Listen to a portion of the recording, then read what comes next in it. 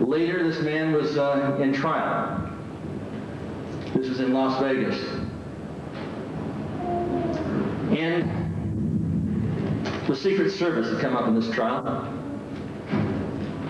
And they accused him of making threats against the life of the president.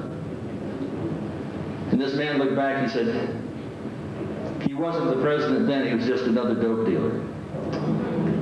We're talking about George Bush. Here's a picture of George Bush and Pineapple Head, Noriega.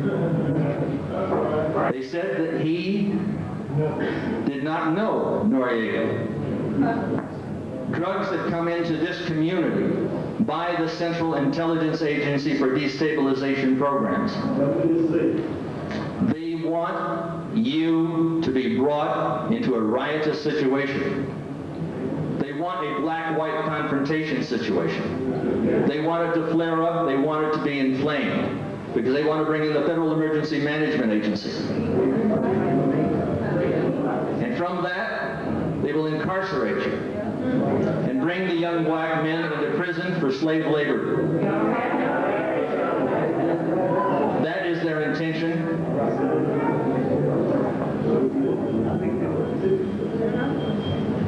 Years ago, I had predicted the assassination of President Kennedy, and it occurred.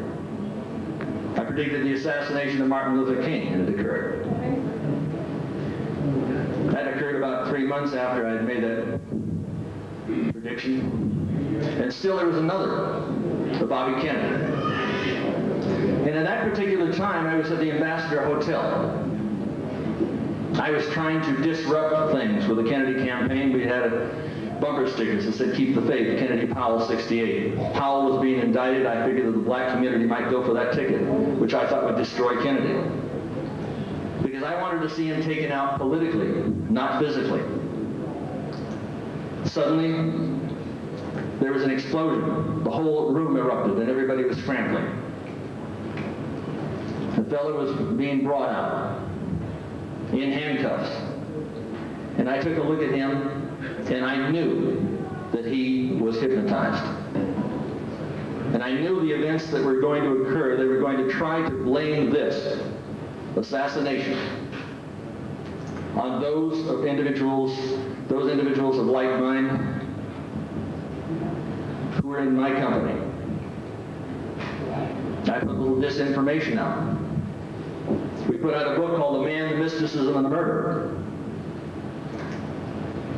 And at that time, they were so frightened of the message which was coming out through the McNaught Syndicate, through Walter Winchell, and I was dealing with Walter at that particular time.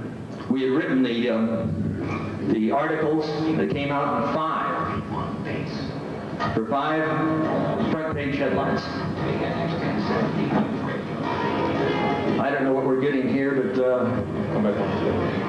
okay, maybe we're getting some sort of feedback up there. But then they decided to put out a message to all of those who were trying to discover what was happening about the assassination.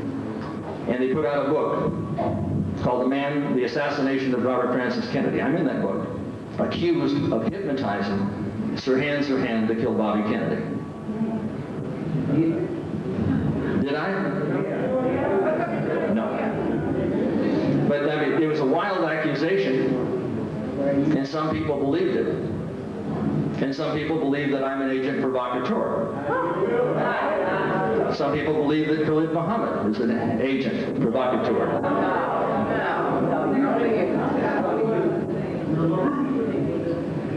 But I take a look at what's happening in this country, and I know that we have to change things around. I take a look at the statement, and this is by Dr. Bertrand Russell. And this guy was a megamaniac. And this is the title of one of our tapes called Mega Murder, the Final Solution to Genetic Engineering of AIDS. He said war has been disappointing in this respect. And we're talking about eliminating massive amounts of people off the planet Earth. They intend to reduce the population of this planet by 1,250,000,000 people by the turn of the century. They considered you to be expendable, to be useless eaters. They are elitists, they are racist, they are insane. And these people control the United States of America. Dr. Bertrand Russell, who was an early Illuminist, was disappointed in the fact that the world population is increasing about 58,000 per diem. That's what he said at the time. He said, war so far has been unsuccessful in reducing the numbers of the individuals. He said, war has hitherto been disappointing in this respect, but perhaps bacteriological war may prove effective. If a Black Death could spread throughout the world once in every generation, survivors could procreate freely without making the world too full. This man was party to a plan to destroy the black race. AIDS was genetically engineered. It was designed to kill you. It came out of a laboratory, and a friend of mine, Dr. Robert Strecker, and I have worked together. We put out a tape called Mega Murder. He's also on Mega Murder, The Final Solution. Dr. Strecker's tape is handled by Louis Farrakhan. Bill Cooper's book, Behold the Pale Horse, is handled by Louis Farrakhan. The Unseen Hand is handled by Louis Farrakhan, by Ralph Epperson. Of course, Khalid thinks that Epperson is the devil. He must think that Dr. Strecker is the devil. And certainly Dr. Lynn Horowitz, who's come out with the book Emerging Viruses. Dr. Horowitz has been with none other than Louis Farrakhan. And I'm wondering where all of this is taking us. I see at one hand Farrakhan exposing the enemy within, directionalizing his attacks, making sense. On the other hand, I take a look at Khalid Muhammad, making no sense at all. I'm going back to Nazi Germany for a moment, and at the end of the war, the OSS, which became the CIA, brought in 1,500 German scientists and doctors. They were involved in genetic engineering. Here's a particular picture.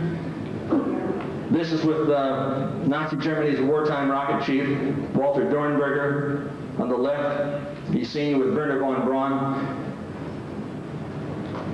Dornberger set the schedule, and 20,000 individuals were murdered in the Nordhausen concentration camp. We have concentration camps being set up in the United States of America. 7 out of 10 young black men, 18 to 25, are either in prison, just getting out of prison, or getting ready to go in prison. They will be used for slave labor if this New World Order is successful. And there's only one thing stopping it, and that's us. I'm suggesting an alliance. I'm suggesting that we work together than fight. And I'm taking a look at America's first chief of the clandestine operations, Frank Wisner. He was an OSS officer in 1945. The CIA became the headquarters for covert warfare, and they developed all sorts of things. One of the things that they developed was anti-gravitational flying discs. Here's the Hanabu. These were operational in 1943. These have been tested, they have been developed. The public is told that they're crazy when they see something like this. But you go up to Area 51 and they say, oh, the Area 51 doesn't exist. This is where they developed the U-2, the SR-71 Blackbird, the F-117. Here's Here's a picture in Popular Science of the base, the longest runway in the world. And on this base, I believe that they have Frankenstein factories. They have developed strange-looking species. I believe that they have developed the chupacabra. If you don't know about that, you will. I mean, it's a scary-looking little devil. And this thing here has quills. Eyes sort of like when an alien, and can jump about 20 feet. It sucks the blood out of its victims. Now you say, well, you know, these are wild stories. Yeah. But in Puerto Rico, they have been seen. So I'm taking a look at Operation Paperclip as something that the CIA created, something that the CIA carried out. And we take a look at the Dr. Mengeles working in these Frankenstein factories. We take a look at a number of events that have taken place, all of a negative nature. I believe that the insurrection that occurred here was not engineered by black people, but rather engineered by certain white people in the Central Intelligence Agency. And I happen to know that that is a fact, and I have it on film, with one of the agents saying that they brought in cocaine, crack cocaine, and they brought in guns into this neighborhood. They want you to riot. They want you out into the streets. They want you in jail. They want to kill you, incarcerate you, or control you by the turn of the century. There isn't anything that you have, or ever had, or ever hope to have, that they're not planning on taking away. I'm saying that they intend to kill you. They intend to incarcerate you, or they intend to control you. And that happens to be a fact. Now, years ago, they took blacks out of Africa. And they had slave races like this. This is a real one. Now, they have a more sophisticated program. They intend to use biochips and transponders. I have a little chip here. One is the Hughes ATMS. That's the automatic.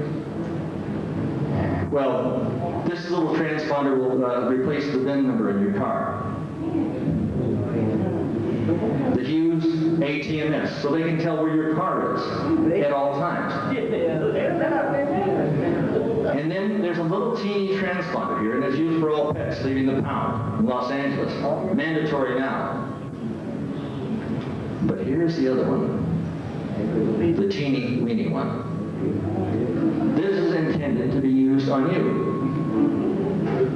And tomorrow they said all of the women on welfare are going to be inoculated. We're going to have a little biochip in the back of your hand. Because when you go to the store and you buy, we can't tell what you're buying. You could be selling these welfare tickets. So we have to trace you. We have to track you. We have to use something of this nature to identify you. Now, you probably can't see those, but maybe we can find them underneath here. These transponders, these instruments, are used to track an individual from a satellite. There won't be anywhere you go. There won't be anything you can buy without these. And if the welfare mother said, listen, their children were not going to eat unless they inoculated the child. And they inoculated the mother. There would be lines around the block like there was lines around this block in the morning. Now this particular piece here is an identifier. The blacks and browns on the military base in Cuba, Guantanamo, now are being forced to have this around their wrists, or in this case of the children, around their ankles, so that they can be tracked and they can be identified. This slave bracelet and this marker are identical. The only thing that's changed is time.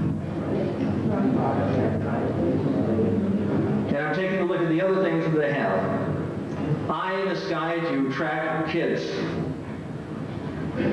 They want your children identified. They want your child tracked.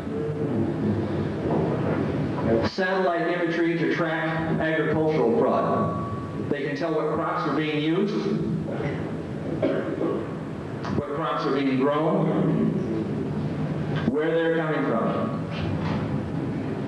They do this by satellite. They intend to control every single solitary thing in this country. And then they intend to dissolve this country and create a one-world government upon the ashes of American sovereignty and the bodies of black men and women. This is not a figment of my imagination. This is happening. And they have the mark card. And the mark card is the multi-technology automated reader card. Maybe I've got a copy of here it is. It's huge in this photograph, but it's small. This is Robert Wallingford, the Department of Defense. And the mark card attaches to the Battle Engagement Area Simulator tracker. It goes to the beast. The mark and the beast. This is not a figment of my imagination. And when I was showing this little transponder, when I was rattling and lecturing about this in Hawaii at the Waiole Tea Room, fell out in the audience and says, "You're wrong. Can I continue?" And then I said, "No, this is coming." He says, "You're wrong." About the third time, I said, "If you know so much, why don't you come up here?" And he did. And I was wrong. He said, "It's not coming, it's here." And he had dug one out of the shoulder of a friend. They had been hiking up above the barracks up in the mountains near Schofield Barracks, where the Japanese came over to bomb Pearl Harbor. And he noticed that a little beeper on their belts. And they had a 2-hour call to get back to Pearl Harbor, if ever they were buzzed. And they were out about 8 months later, and the guy had no beeper, and he said, "Well, I guess you guys aren't on call." He says, "No, we're on call." He said, "Well, it can't be. You don't have a beeper." He said, "No, we're on call. We're on 20-minute call." He said, "Impossible. I mean, how, you couldn't get back to the base." He said, "No, we can get, they'll pick us up." He said, "What do you mean? What are you talking about? Pick it up." They had this implanted in their shoulders. And when this one petty officer explained the whole thing, when he got back to the place, he took a penknife out of and dug the transponder out of his friend's shoulder and put it in the wall socket. The government thinks that he's been there for about 2.5 years. This is not a figment of my imagination. So the mark of the beast is being used. And then I take a look at the electronic transfer plan. And this is by a fellow named Al Gore. I'm sure you know of him. Gore the Whore. And by the way, the White House is being run like a whorehouse. And this man should be impeached for high treason. I call in for the impeachment of the President of the United States for high treason. And I would like to see a war crimes trial against all of those individuals who are engaged in this sort of activity. Because they are engaged in murder. I've got a little tape back there called "None Dare Call It Murder." And it talks about the Clinton body count. If you took the combined killings of Jeffrey Dahmer, Jack the Ripper, Charles Miles Manson, and John Wayne Gacy and the Hillside Strangler, put them all together, they would be pale in comparison to those who have died around Bill Clinton. And Ron Brown, he said he wasn't going to, he wasn't going to go down alone. He was dirty. He was involved in payoffs with Vietnam. Well, he didn't go down alone. He took a lot of people with him. But he wasn't killed because he was dirty, but because he threatened to come clean.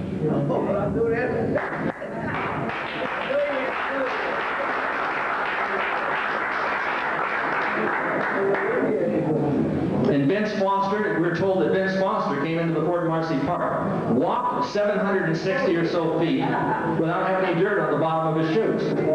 No fingerprints. There were no fingerprints on the gun. Because how could you do that?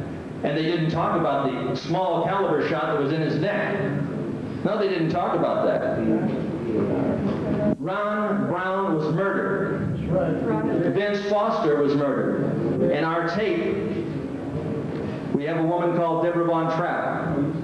And she said she worked out of the White House. She worked with a computer system, and it was compromised. And she said one thing, that the head of her particular unit in the White House had called her drunk the night, I guess it was that night. He says, we did them. And she said, what are you talking about? Did them? Did what? He says, we did them. He says, did who? He says, Vince Foster. Yeah, did them all. They smoked him. Now, it would be more believable. It would be more believable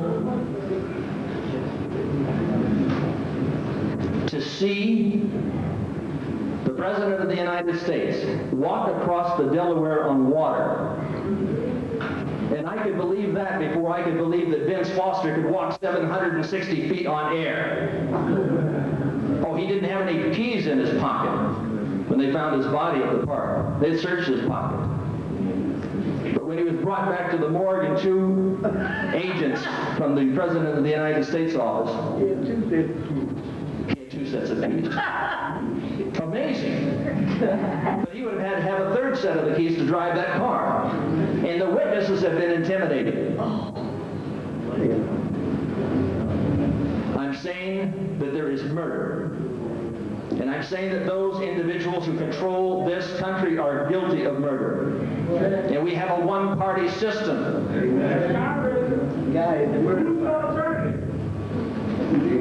We have to have an alternative. In Bangkok, the driver's license are now with a computer chip.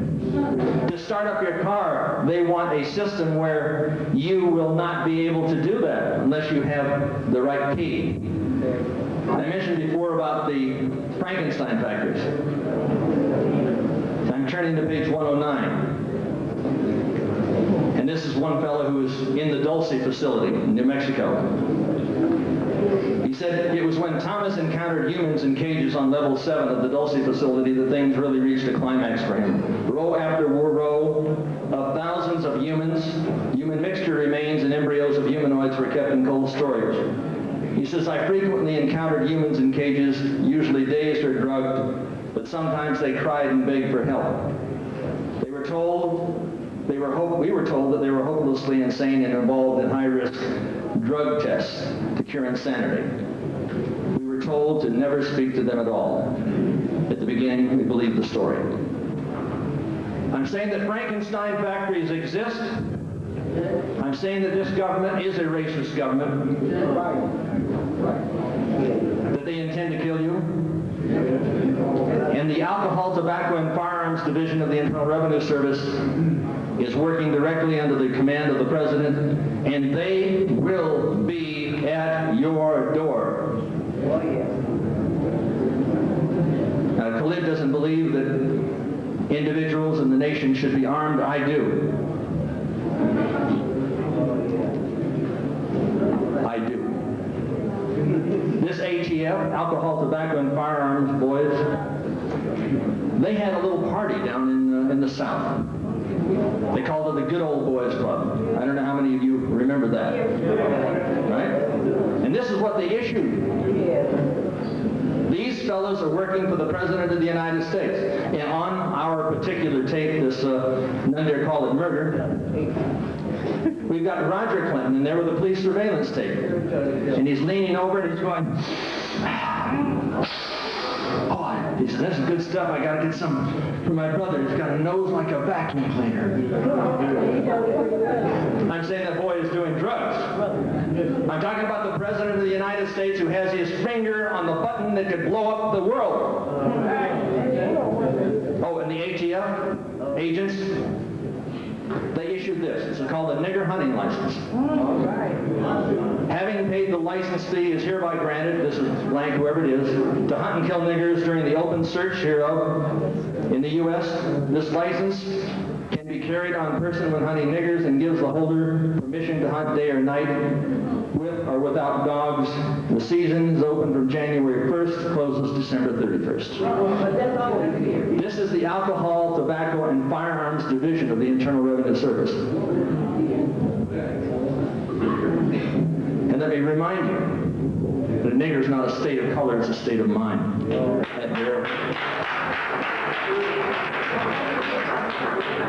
I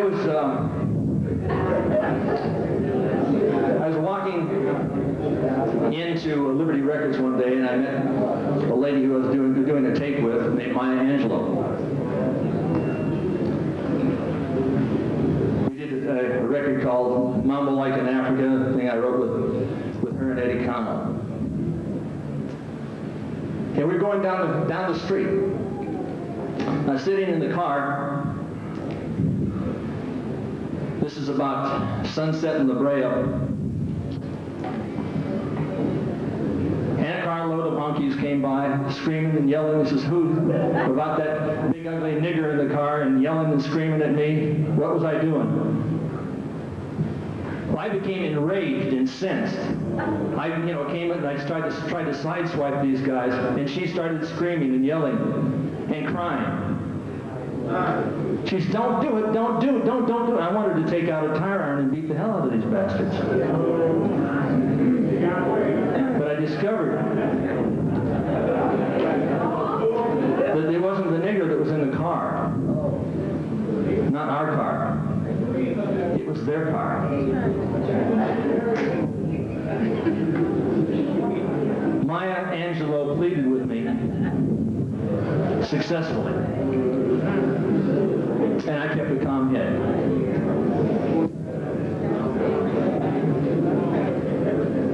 I think that is what we all must do, is keep a calm head and not deal with racism.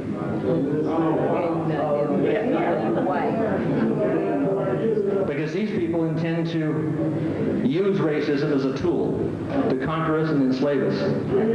They have now a passport for the human hand. It's called the INS pass, INS, where you put your hand up over the scanner and it registers who you are.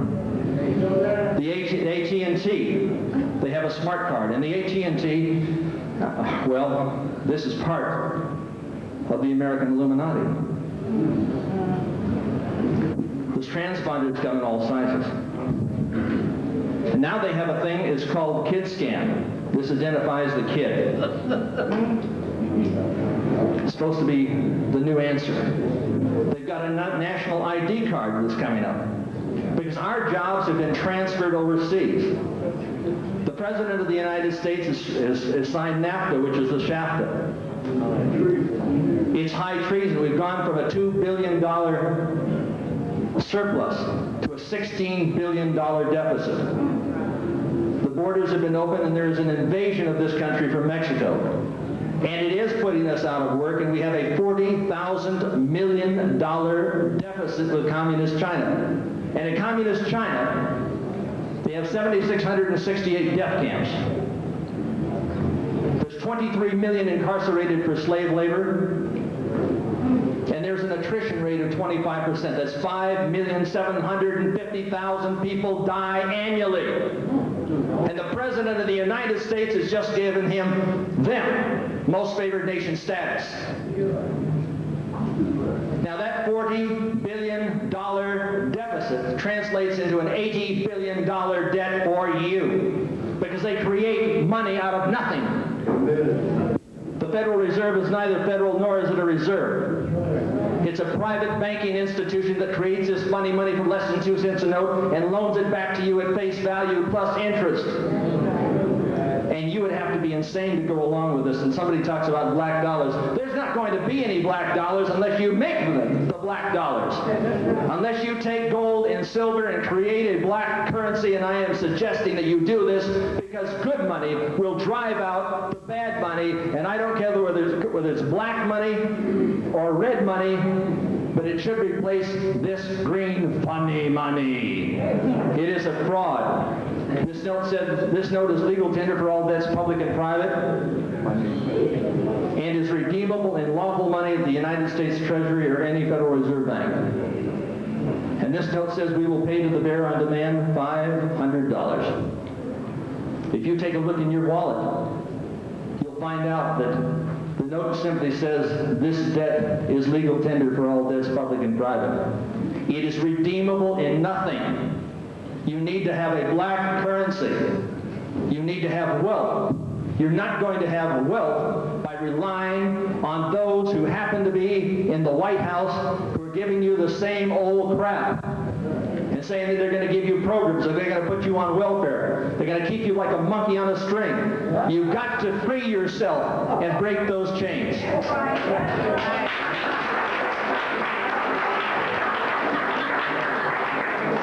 These people are engaged in chemical and biological warfare. And we have articles upon articles upon articles about it. We've got the tape 666 and Satan System 666. These are the devils. These are the real devils. They developed the Gulf War diseases. I call them the DEADS, doctor-engineered anti-personnel diseases. And yes, it was created in the United States of America, in Boca Raton, Florida. They've got the implantable biochip technology. We've got it.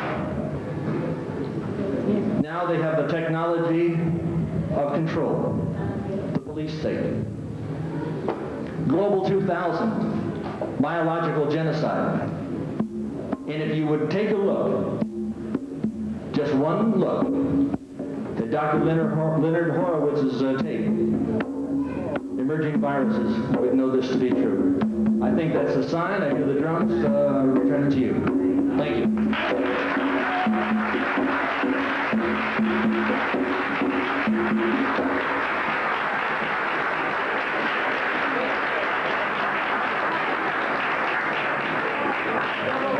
We'll bring on Jamal, who will introduce the next great debate. All right.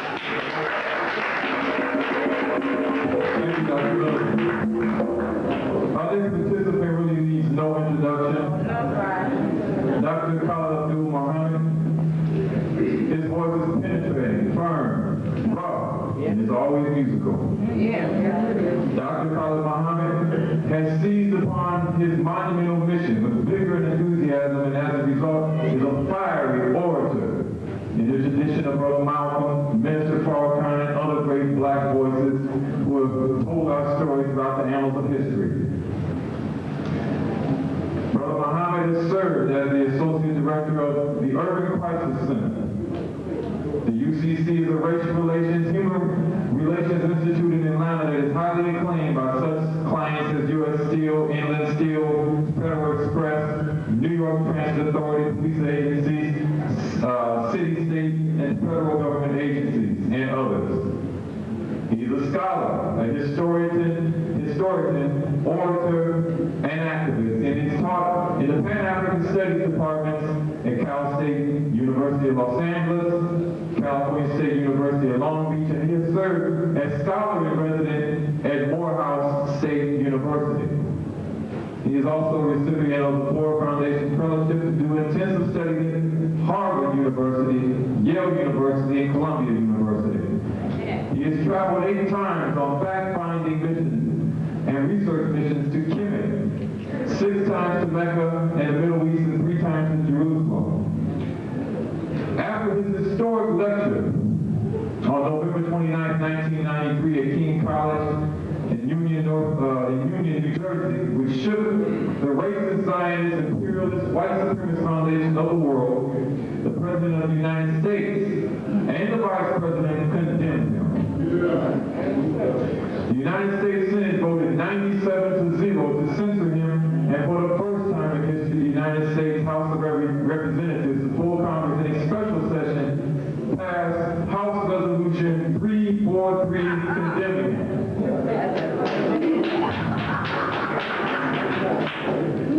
You can hear Dr. Khalid Muhammad with world-famous rap groups such as Public Enemy on his album It Takes a Million to Hold Us Back. It takes a nation of millions to hold us back. You can hear Dr. Khalid Muhammad on Machiavelli that has been recently released by the legendary rap artist Tupac Shakur. You hear him, of course, on Death Certificate, Lethal Injection. He's done music videos with Ice Cube, Scarface, and others.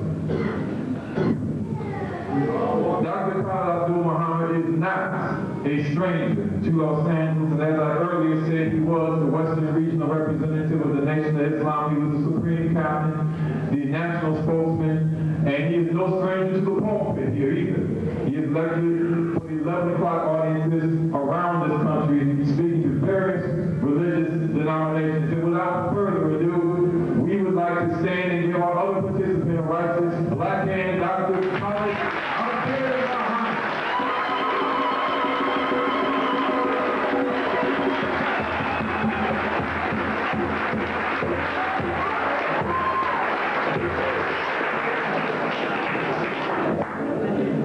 In the name of Allah, the Beneficent, the Merciful, all praise is due to Allah, the Lord of all the world.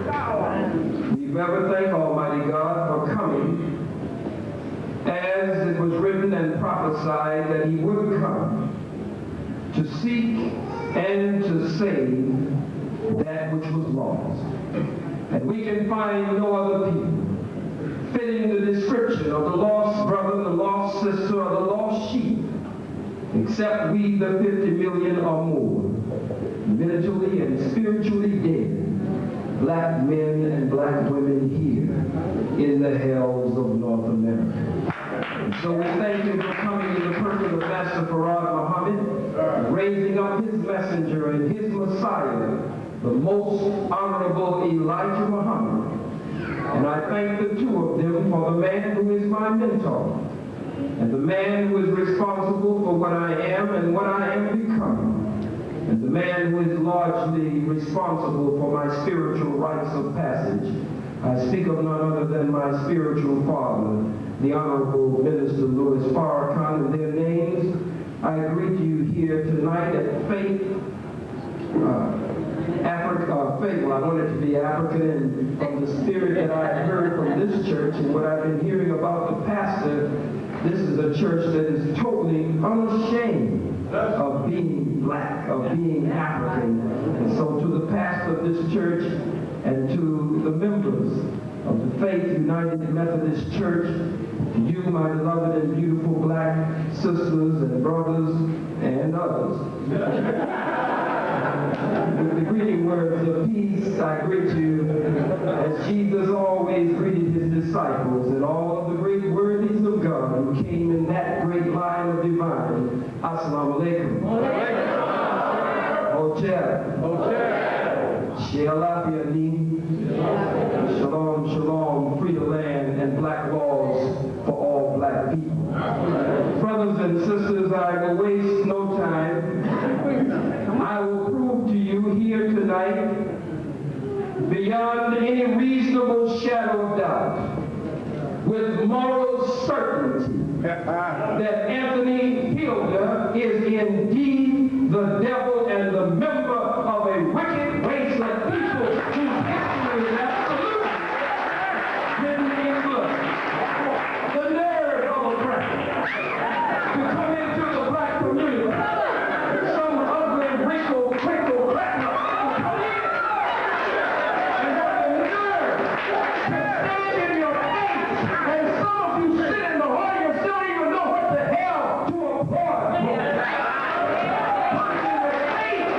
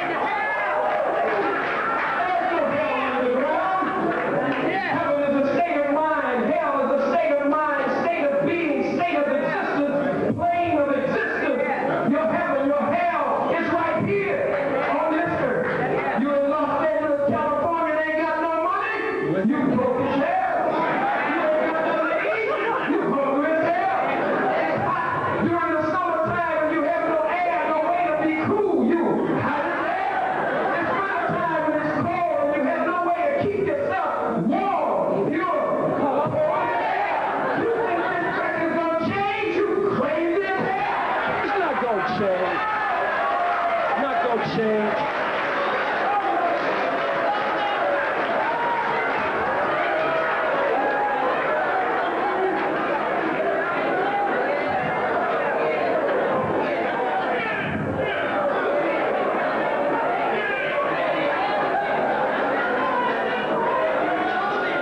I must go to my teacher, the most honorable Elijah Muhammad, and what the honorable Minister Louis Farrakhan has taught us. Let's go to the lessons. Supreme wisdom. Oh, we got the devil on the run here tonight. I thank God for this devil and for this opportunity, and I'd like to drag this devil all over the country exposing this beast. Lesson number 2, question and answer number 33 in the supreme wisdom, that the examination, first term examination of Mr. Elijah Muhammad, at that time one of the lost found that he took for his teacher, from his teacher, Master Farad Muhammad. What is devil? A grafted man, which is made weak and wicked, or any grafted live germ from original is devil. Lesson number 2, question and answer number 34. And can you reform devil? Oh, no.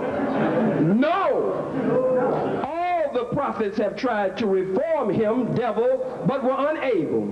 So they have agreed that it cannot be done unless we graft him back into the original man, which takes 600 years. And so instead of losing time grafting him back, they have decided to take him off the planet, who numbers only 1 to every 11 original people. Lesson number 2, question and answer number 36. Tell us the exact number of years, months, and days of devil being birthed on the planet. Answer: 6,020 years and 72,241 months. 2,197,351 days at the date of this writing. Tell us what the devil teaches the 85%, that the God is righteous and unseen being and exists everywhere. Let's keep moving. Then why did God make devil? To show forth his power, that he is all wise and righteous, that he could make a devil which is weak and wicked, and give the devil power to rule the earth for 6,000 years, and then destroy the devil in one day without falling a victim to the devil's civilization. Otherwise, to show and prove, to do what? Show and prove that Allah is the God, always has been and always will be. Now tell us, would you hope to live to see that the gods will take the devil into hell in a very near future? Yes, I fast and pray, Allah, in the name of his prophet W.D. Farad, that I see the hereafter when Allah, in his own good time, takes the devil off our planet. And what will be your reward in regards to the destruction of the devil? Answer: peace and happiness. I will give all I have and all within my power to see this day for which I have waited 379 years. Let's go further here. Anthony Hilder, the devil, says that he does not want to see a resurrection of an insurrection. Well, hell, we need an insurrection. We need a revolution. We need the complete destruction of the rule of the white man's world. We don't want to avoid an insurrection. We want to run head on, cracker, with an insurrection and take that wig right off your head.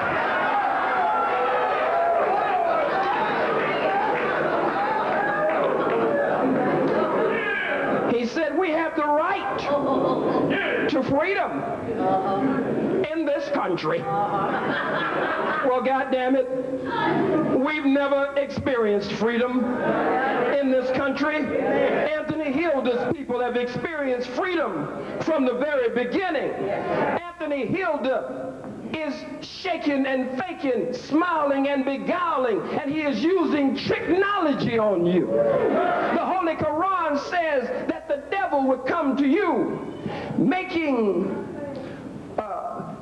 certain suggestions, firm resolutions, making firm resolutions, and there would be mixed with it evil suggestions in firm resolutions that he would whisper into the ear. The Bible and the Quran speaks of how the devil would come among us. It said that the daughters and the sons of God would be gathered together, and Satan would be there also among them. And the question would be asked, well, what's up with you, Satan? Satan says in the Bible, I am coming and going to and fro and up and down in the earth. Satan, the devil, according to the Bible, went up on a hill. Hilder went up on a hill with Jesus. When I say Jesus, I'm not talking about some blonde-haired, blue-eyed, pale-skinned, buttermilk complexion cracker Christ that Anthony Hilder would want us to believe in. I'm talking about the Jesus of the Bible with hair like lamb's wool. I'm talking about that good hair. I'm talking about that nappy hair before it got fried and dyed and laid to the side the way we have done our hair.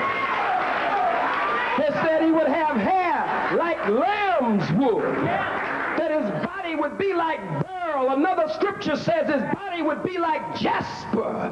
Another scripture says his body would be like fine brass, as though it had been burnt in an oven. Jesus, the Lord, the Savior, the Master, the Redeemer, Jesus, the black revolutionary Messiah, was taken up on a hill, up on the mountain by Satan, by the devil, and the devil talked about a new world order. The devil talked about giving Jesus all of this world out there if Jesus would just seek an alliance with him. Just bow down to him. And I say to you here tonight, devil, get thee behind me, Satan. Get thee behind me, Satan. But you've been robbed, black man. You've been robbed, black woman. You've been, as the Masons and the Eastern Star say, you have been struck a blow to the head, which has rendered you dead. And so you have lost the knowledge of yourself. And without a knowledge of yourself, you have lost your primary frame of reference. And so when a friend comes, you take a friend for your enemy, and you take your enemies for your friends. You are hard-headed, stiff-necked, and rebellious, hard to lead in the right direction and easy to lead in the wrong direction. This cracker should have been run out of the damn church just for showing up. Give him a chance. Give him a chance. So I didn't want to fall out with you. I said, yeah, get a cracker a chance. Get a wig-wearing beast a chance.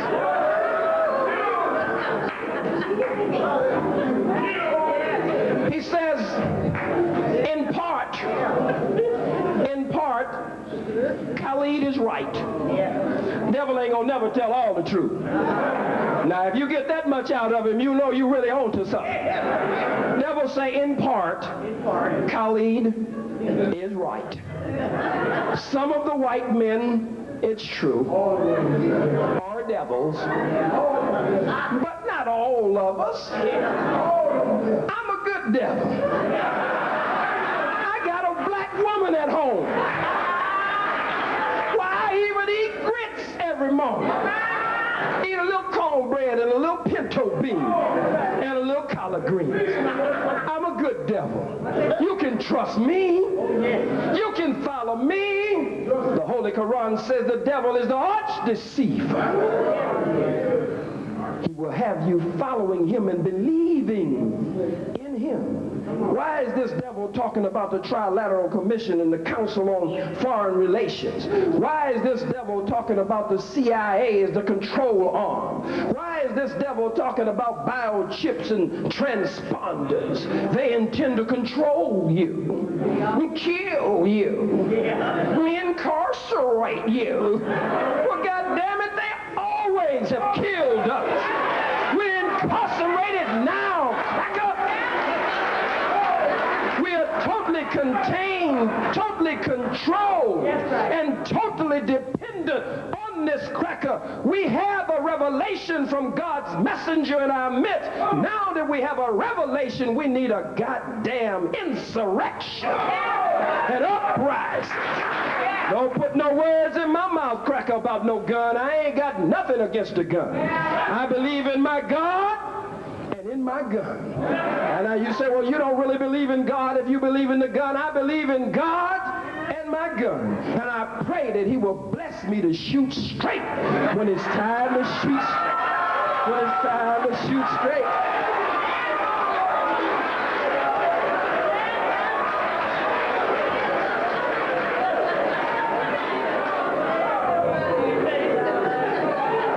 In the book of Thessalonians, it says, let no man deceive you, for that day shall not come unless there be a separation and a falling away first.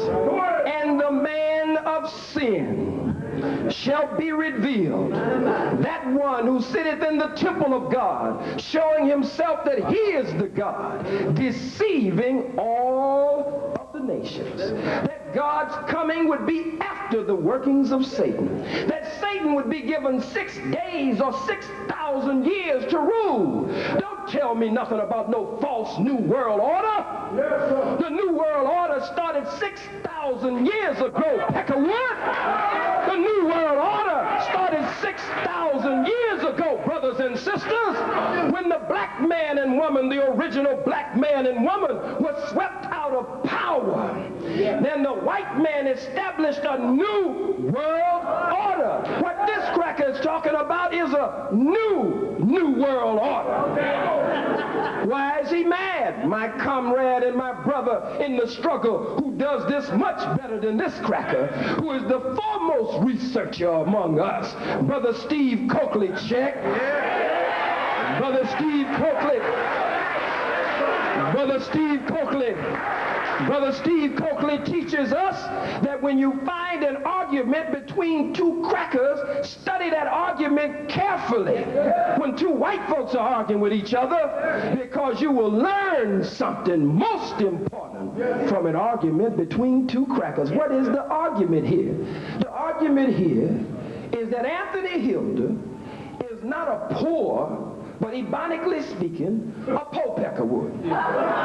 He's po white trash, a po cracker, ain't got a damn thing. And the other crackers, these rich and super rich, what he calls a wicked oligarchy, they have set up a system that his class of crackers were beginning to spy and kind of believe that they might be able to get a grip on it.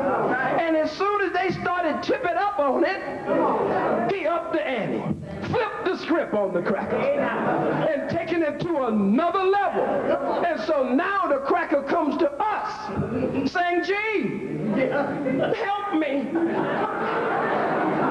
Be a better slave master than they were. I heard him on the radio. I heard him on front page with Brother Jamal and Brother Carl Nelson doing a wonderful job on the front page. Give him a strong black hand. I heard him on the radio.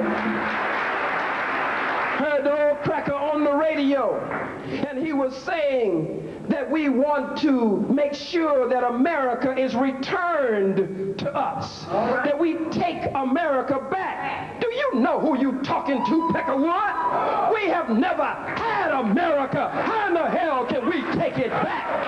And on top of that, we don't want no damn America. We want a nation of our own. Freedom and independence, separation and independence, our own flag, our own land, our own laws, our own government, which is under the law of Almighty God. The real New World Order, the real right fast cracker, because I'm going to be on your behind from the time I start till I finish. No good bastard.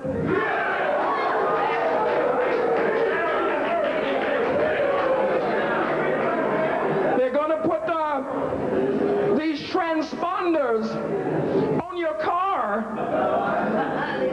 In his mind, he said, I know the niggas like their cars. And they'll be able to know where your car is at all times. The fool must don't know that we're well acquainted with the repo man. Hell, he always find our car. We ain't never been able to hide it from the repo man. Cracker come with such weak arguments. The Bible says, as thou hast done, so shall it be done unto you. He that leads into captivity shall go into captivity. He who lives by the gun, lives by the sword, lives by deception, shall perish under that. Another scripture says, as thou hast done, I repeat, as thou hast done, so shall it be done unto you. As a man soweth, that shall he also reap. And we say on the streets, what goes around comes around. Cracker's quick to say, well, I didn't do anything. I wasn't here. I didn't put you in slavery. The Bible says that the sins of the sons would be visited upon, the sins of the fathers would be visited upon by the sons.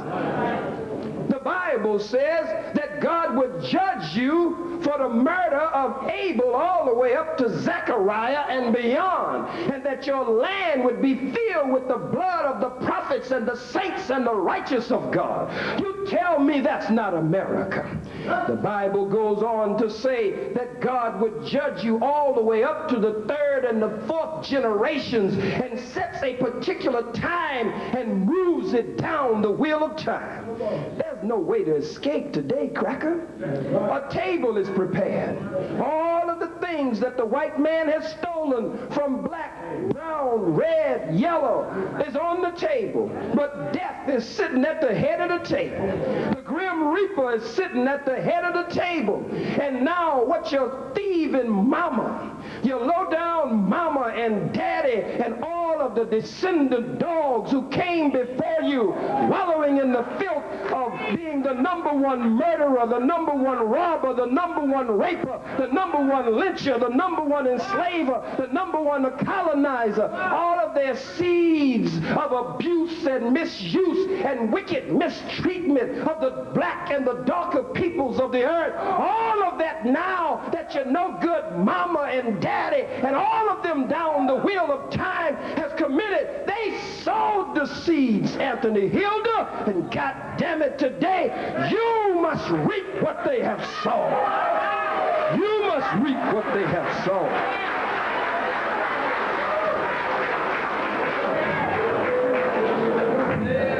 The nerve of this cracker to come in here. Some other debate. Ain't no damn debate, Cracker. You're the devil before you even came. You'll be the devil after you leave.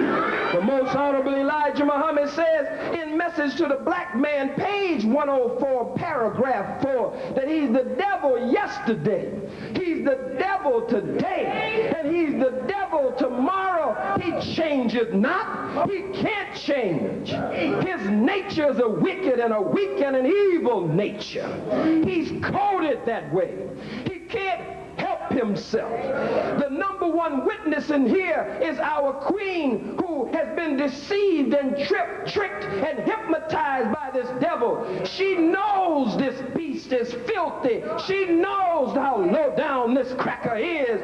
She sees his deception on a daily and consistent basis, and one day she will wake up in the midnight hour and O.J. Simpson will have nothing on her. She'll cut this cracker's throat and cut his wig off his damn head.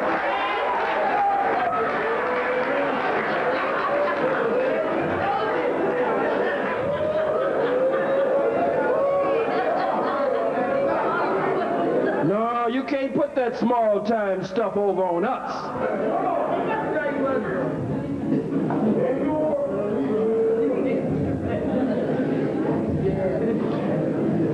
His history is written in blood. His libraries lie libraries, his history books, his textbooks, his so-called statistics and facts are a cesspool of contamination, as Johnny Cochran would say. They have been contaminated, compromised, and thereby corrupted. Every law in the state of California Penal Code, every law in the federal Penal Code, white folks broke it in order to establish the United States of America and the state of California. Every law. Anthony Hilder wants to protect white supremacy. He realizes that his people are losing their grip and that they have kept him out of the main circle. And so he hopes, knowing that what goes around comes around, that as they lose their grip, that he will be able to trick you. And we will come and follow him and the likes of him. Look at that old no-good, hook-nosed, bagel-eating, lox-eating, perpetrating a fraud, so-called Jew, how they did us. Look how they did us. They marched with Dr. Martin Luther King Jr. They came to churches just like this peckerwood, just like this ugly cracker. They came to church meetings and they pretended to act in our best interests. Read the book by Jonathan Kaufman called The Broken Alliance. A so-called Jew just like them, a white imposter Jew, trying to steal our birthright, knowing that we are the chosen people of God, fulfilling the Bible prophecies in Scripture. The so-called Jew founded the NAACP. And from the early 1900s all the way up into the 70s, all the way almost into the 80s, the NAACP didn't have a black head. They had a white head for all those decades. They marched with us, held hands with us. They sang with us. As the Queen said, they cried with us. They sang, "We shall overcome." They looked like they were sincere if you were asleep. But they used us as cannon fodder. This cracker wants to use you as cannon fodder. He wants to get you so mad until you are the one on the front line. And they can slink in the background somewhere. Just pump you up every now and then, like the so-called Jews did. Put a little money behind you every now and then, if he can steal some from somewhere, from somebody. But as soon as certain laws were struck down from the books, that same no-good so-called Jew who was marching with Dr. King, singing with Dr. King, sister crying with Dr. King. When the Bakke decision came up, they filed friends of the court briefs against us because they didn't need us no longer. We had helped them fight the battle, which was a battle based on an enlightened self-interest for and in their best interest. In New York, when the Ocean Hill-Brownsville case came up, they sided with the other side against us, and case after case, and sign after sign, and time after time, after they had used us for cannon fodder, when the laws were now shifting in their favor, they pushed us to the back, and they took the foreground. He's mad at his own people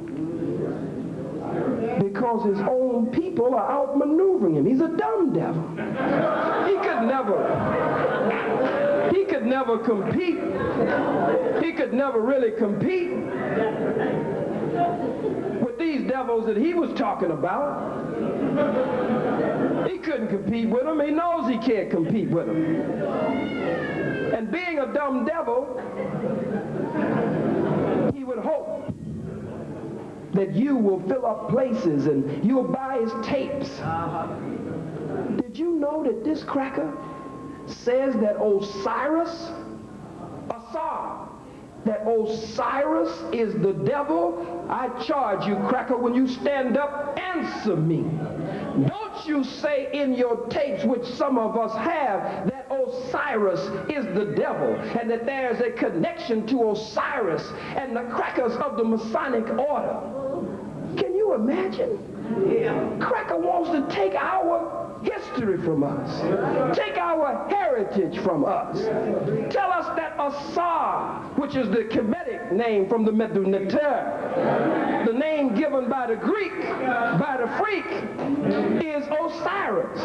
You gonna tell me that Osiris, Asar, is the devil? Then if you strip us of all of that and we go for that, what's left? Then we have to accept him. We're in bad shape then. He becomes our hero. His mama becomes our hero. His no good daddy becomes our hero. We're in serious trouble if you listen to this cracker. Ask the cracker, did you say that Osiris is the devil and that there's a connection to the Masonic order, and the Masonic order uses, don't take out, it's just like them other crackers, telling us that we didn't build the pyramids. There's some white imposter Jews were there for 400 years. They built the pyramids, and we don't go for that. Then they tell us some creatures from outer space came in a flying saucer, built the pyramids, and got back in the flying saucer by God, and flew back out into space. These crackers got some stories for you.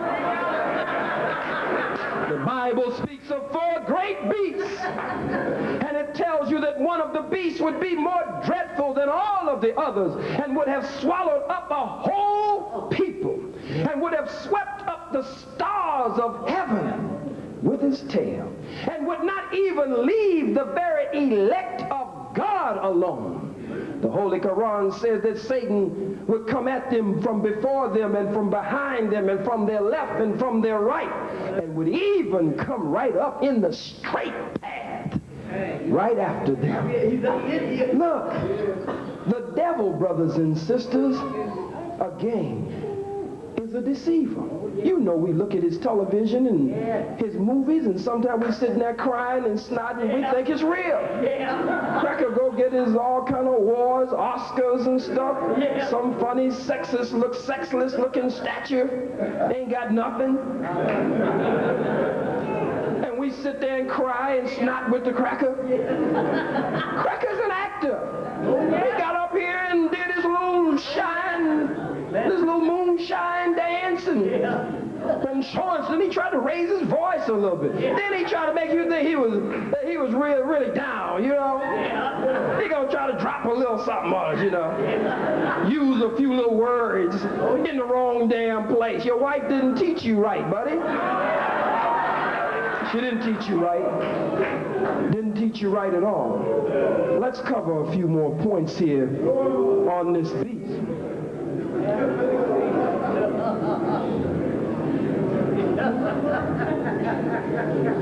God is angry with the white man of America for the wicked mistreatment of his chosen people, you, the black man and black woman. And the real New World Order is mentioned in the New Testament. It speaks of a new Jerusalem that would be seen coming down from heaven. Another scripture, God says, behold, I make all things new. Another scripture says there'll be a new heaven and a new earth, and the former things will be passed away. This cracker doesn't want a new world order where we have freedom and independence and a nation of our own. He wants us to exchange one slave master for another slave master. And you can't pull that small time stuff over on us today. Does that mean my time is up? 10 more minutes? That means I have 10 more minutes. There are 10 more minutes in this round.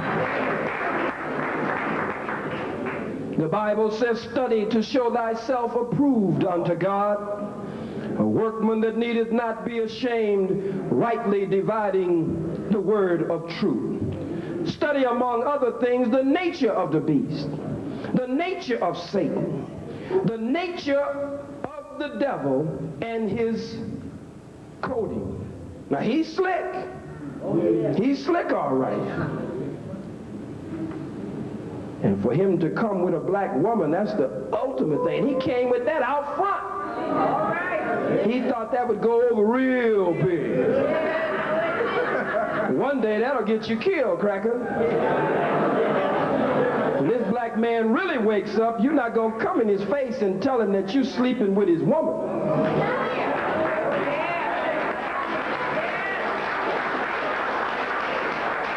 In the book of John, in the 8th chapter, starting with the 31st verse all the way through the 45th verse, it says, "Then said Jesus to those Jews who believed on him." He goes on to tell them that the truth would make them free. The Jews say, "How can you say that the truth will make us free?" The so-called Jews said, "We have never been in bondage to any man." Jesus goes on to tell them in John the 8th chapter that his word has no place in them. He goes on to tell them in John 8 and 44, "You are of your father the devil. The lust of your fathers you will do. He was a murderer from the beginning. He abode not in the truth, because there's no truth in him. When he speaketh a lie, he speaketh of his own, for he's a liar and the father of the lie." As we move further through the scripture, says Satan, like a roaring lion, goes to and fro, seeking whom he can devour, and really to deceive. The Bible says, "My people are destroyed for a lack of knowledge."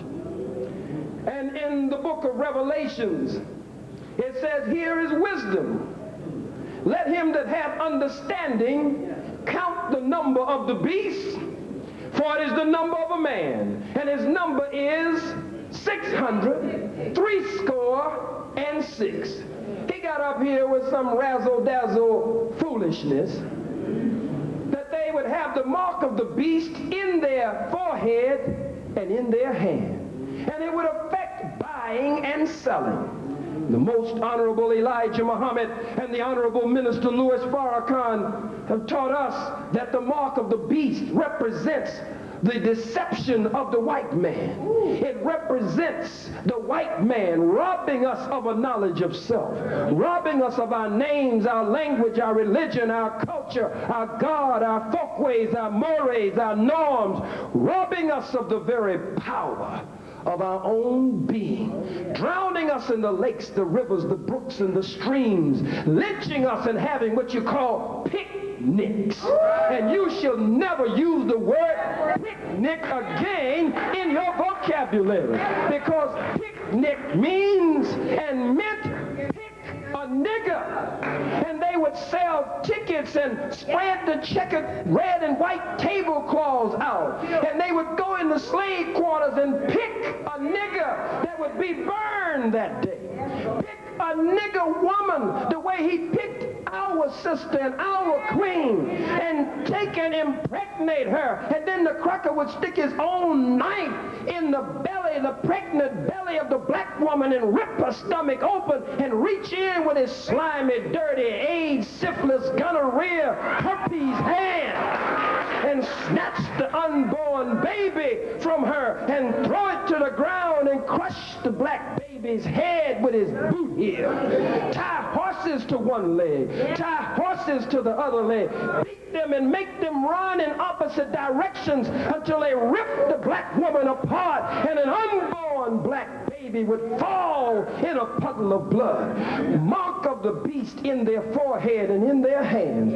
When you have the mark of the beast in your forehead, you can't help but have it in your hand, because your hand, brothers and sisters, must do the bidding of your head. Cracker talking about a biochip. Go put it on the back of the hand. Get thee behind me, Satan. What kind of chip could a cracker put in our hand and make us do something that niggas ain't already doing for the white man? That's what he calls us, niggas. Or he used the N-word. Shut up, fool. What kind of chip could make us more a nigger than he has made us? God didn't make niggers. The nigger was made in America by the white man. God didn't make niggers. Ain't no chip that's going to make us more a slave to the white man than what's already in our forehead and in our hands. That's the mark of the beast. And so this cracker hates to see the real New World Order, which would return God's power to the face of the earth and permeate the universe. And then you would accept your own and be yourself, and you would begin to come up, black man and woman. Don't you believe this cracker wants to see you in power? You really believe him? That he wants everything to be nice? And he's telling you all the time he wants to get America back? You know we are part of a system that's of the people, by the people, and for the people. In 1766, we were considered 3/5 of a human being in the Constitution. Huh? Have you forgotten? Can a cracker just come among us and put you to sleep? Have you forgotten who this Peckerwood is? Haven't you forgotten that they always trick us? Look what they did to the red man and the red woman. Came in and married their women. Came in, the Indians, as they called them, taught them agriculture, taught them certain family values that they didn't have, a caveman didn't have. Taught them everything. And now the original owner of this nation is selling moccasins and blankets on a reservation. It was integration with the white man by the red man and woman that put them on reservations today. Came to Africa and murdered us wholesale. Yes, sir. Our Holocaust is not just a Holocaust, devil. We paid a hell of a cost. We've lost over 600 million in the past 6,000 years at the hands of this no-good bastard. And now you gonna start the cycle all over again because some cracker comes in saying, look, I'm really for you. I really want to work with you. If the cracker is serious, be like John Brown, goddammit. If you're serious, go kill some white folks. If you're serious, go take Rockefeller out. If you're serious, go and that same list you have for the Trilateral Commission and the Central Intelligence Agency, be like John Brown, Peckerwood, go take them out. Then we know that this is a real cracker here. And we still won't let him come among us. But if you're real, show us that you're real.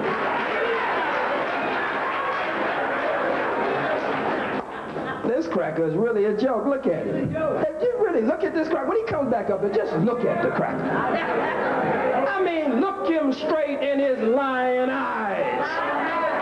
Study his lying gestures. The Honorable Elijah Muhammad, the most Honorable Elijah Muhammad. You mean you're going to come here and tell us that the most Honorable Elijah Muhammad has lied to us, that God did not reveal to him your true nature and your true identity as a devil? Then he tries to use my spiritual father against me, since he knows that he suspended me for crushing crackers. For crushing crackers. Well, Minister Farrakhan is all right with me. Yeah. Minister Farrakhan ain't all right with you, cracker. Well, you know, I could work with Minister Farrakhan. Minister Farrakhan pushes this, and Minister Farrakhan met with so-and-so, and Minister Farrakhan, don't let this devil do you like that. If he's a real devil, and he really has your best interests at heart, give us some John Brown action, you know what I'm saying?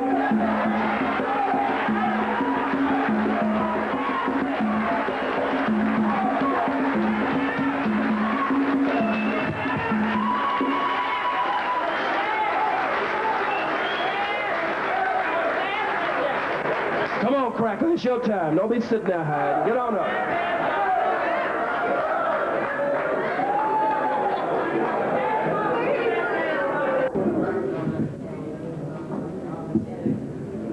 Unbeknownst to Khalid, I've written a book called the Free World Manifesto.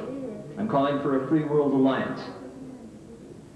I want you to have your own nation. I want you to separate. I want the tribal, linguistic, religious, racial, and ethnic nation states to emerge. In Africa, we have colonization and communization. And what I'm asking for is this alliance to bring about the recognition of these tribal, linguistic, and racial nation states. See, I can deal with the Klan. And Ku Klux Khalid is out-kluxing the Klan. And yes, I can deal with racists. I'm debating one tonight. The black bigot, America's black Hitler.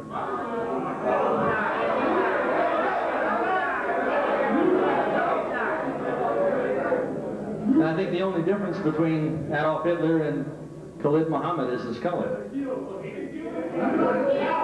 Now, Khalid is the recipient of the Ford Foundation Fellowship. I want to tell you a little bit about the Ford Foundation. They were putting up about $300 million a year to finance revolutionaries. People who would incite riots. People who would alter the course of America. And I'm interested in this particular foundation because the Ford Foundation is the Illuminati funding foundation. They fund it. And I'm talking about this Illuminist group of white men funded Khalid Muhammad. Where's my proof?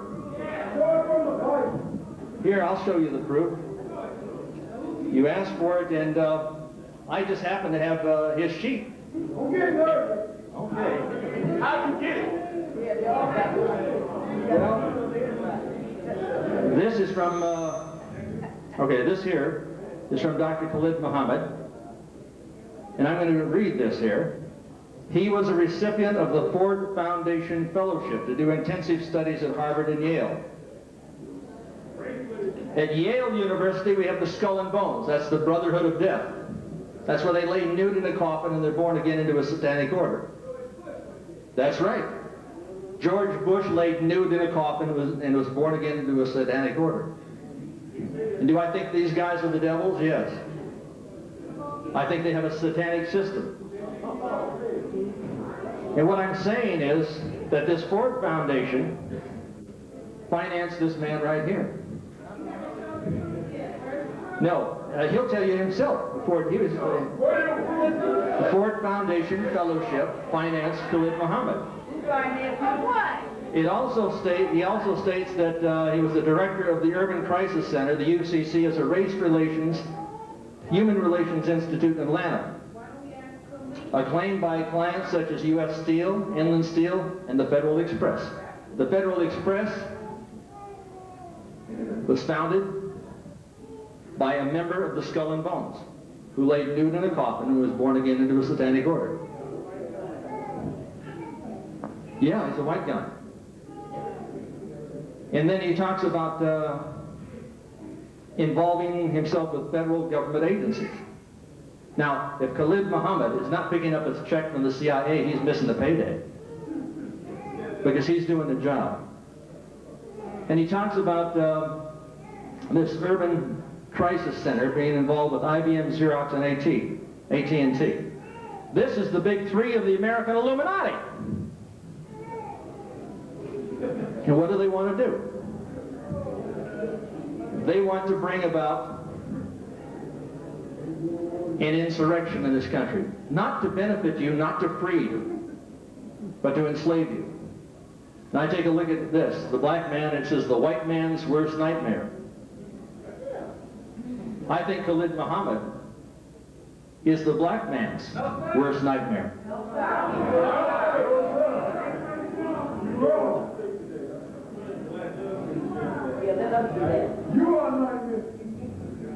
Now I'm taking a look at the client list over here, and yes, they are from the Brotherhood of Death. And I would hope that his relationship with them is by ignorance, rather than deliberate intent. The UCC, as Khalid's bioreflex, is in bed with the Illuminati Fortune 500. And if you don't think it's true, ask him. He'll tell you. Can we get a response now? I'll give you a response. His time will come up here in just a moment, Jerry. We do want to know about Osiris. Now, I'm going over here to some information. The Ford Foundation granted 1,444,700 and still another 597,000 to Communist China and to the Population Control Group. See, they would like to control you. They would like to kill you. They would like to incarcerate you. And I'm taking a look at this convention. And yeah, the convention was put together, it says women's rights. The week's global conference is officially about population. They want to reduce your population. They want to reduce the population of the planet by 1,250,000,000 people. And he has been a supporter of Mandela. You think that Mandela really represents all of the people of South Africa? Now here he is with the African National Congress, is a white guy supporting the Southern African Communist Party. And he supports Winnie Mandela. Now Winnie Mandela, and I can show you some films, said, "We shall free South Africa with our necklacing." That's right. That's right. That's right. And they would take tires and they would put them around young human beings. I saw one 17-year-old girl, black girl, lit on fire alive. And he says, "That's right." Okay, he says, "That's right." He thinks that's a good idea. I don't think that it's right to take a young black woman, douse her with gasoline, and light her on fire alive. He says, "Who cares what I think?"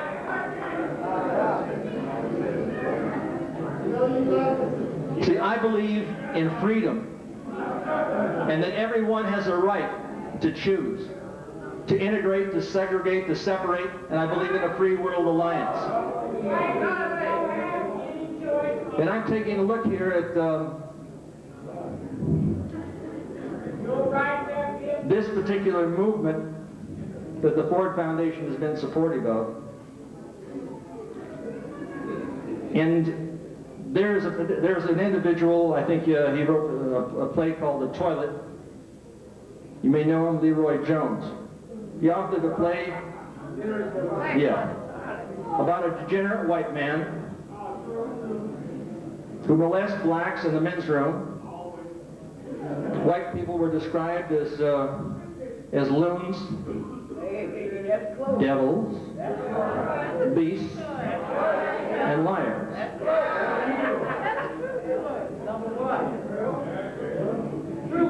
Now the people who funded Leroy Jones were from the Ford Foundation.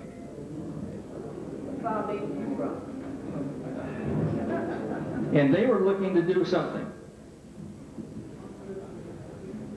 to create an attitude that would drive people out into the streets. I believe Khalid Muhammad is being used by the Council on Foreign Relations. And I believe that all of the ridiculous, rabble-rousing, racist rhetoric is not going to bring America freedom, but rather drive us under the auspices of a global government. And I would hope that someday, in the near future, you're going to be able to look out and see beyond your sight and hear beyond your ears and take a look at the information that's coming about. I take a look at what happened over here at Oklahoma. We're talking about the bombing of the building. You understand what I'm talking about, right? This was done not by Lee Harvey McVeigh, but by agents of the federal government to pass the Anti-Bill of Rights bill, the anti-terrorist bill, to transfer power from the people to the president and the police. Now this is exactly what Adolf Hitler did on February 27, 1933. His agents burnt down the Reichstag. And I believe that agents of this federal government bombed the Oklahoma building to transfer this power from the people to the president and the police. You say, well, you know that. You can't have an asymmetrical conclusion from ammonium nitrate charge that dissipates its intensity from the epicenter of the blast. In other words, you can't have one column remaining closer to the epicenter and another column which is beyond it going down. It's impossible. I've done a tape called Reichstag 95, and this is with Ted Gunderson. He's the former head of the FBI in Los Angeles, Dallas, and Memphis. He says the FBI is dirty, and they did it. I just got a picture in the mail the other day, which validates what I'm saying. This is taken from the air. There were some good old boys down there in the south. They were out pheasant hunting. And they saw this 10-foot fence go up in this army base. This is sort of a base that's half closed. This is about, 2 hours or so from Oklahoma City. It shows 4 Quonset huts, 5 tents, 4 Humvees, and some yellow brownish material over on the ground next to 2 cylinders. And here's the same picture on the other side. In the center, you'll see a yellow Ryder truck. This, to me, is validation. By the way, this was taken in early April 1995. The facility went up in late November 1994. It closed down the day after the bombing.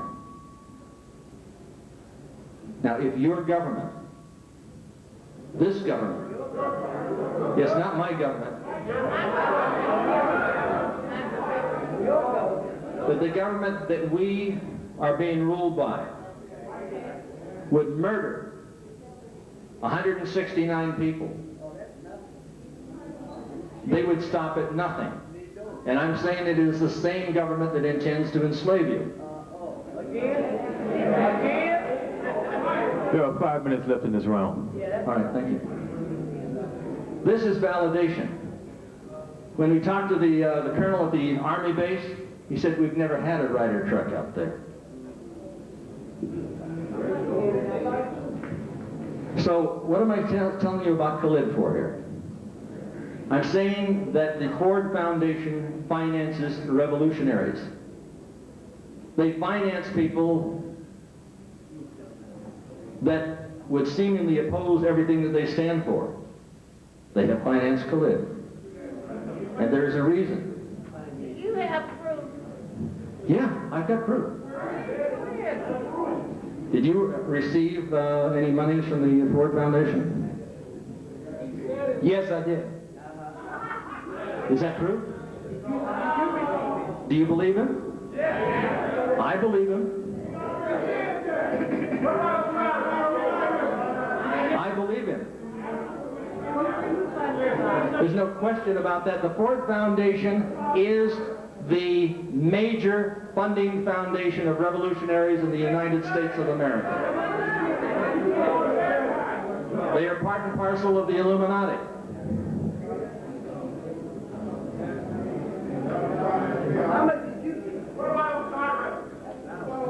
Oh, insofar as Osiris is concerned, I think Khalid is making a reference to the statement of the eye on the back of the dollar bill. The Catholic Church for years called it the eye of Lucifer. If you take a look at the pyramid, you'll see this. On the back of the dollar bill it says Annuit Queptus Novus Ordo Seclorum, the new world order. I say odor Because if you cannot see it,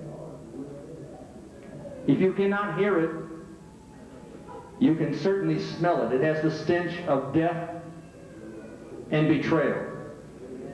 At the bottom it says 1776. This was the creation of the order and sect of the Illuminati. It's not black men in control of this country, it's white men. Evil white men. But that does not make all white men evil. There is a small group of these people controlling our currency, our commerce, our health. They don't want you healthy, they want you sick. They don't want you alive, they want you dead. They don't want you free, they want you enslaved.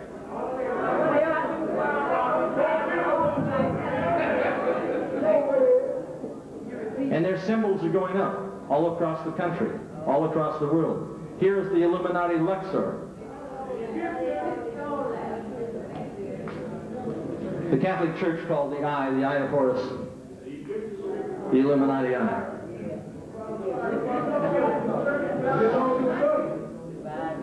Now, as you know, Khalid has had a fallout. He's had a fallout with Farrakhan. I did not create. I didn't create the division. I'd like to speak. Now listen, I did not create the division. He dug that division with his mouth. That's none of your business. That's none of your business. Khalid has been to Mecca 6 times, but never once has he discovered what Malcolm X has discovered.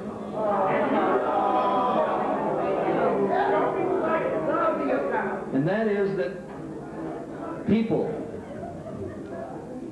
of various races can belong to one religion. And this isn't a matter of religion with him, it's a matter of race.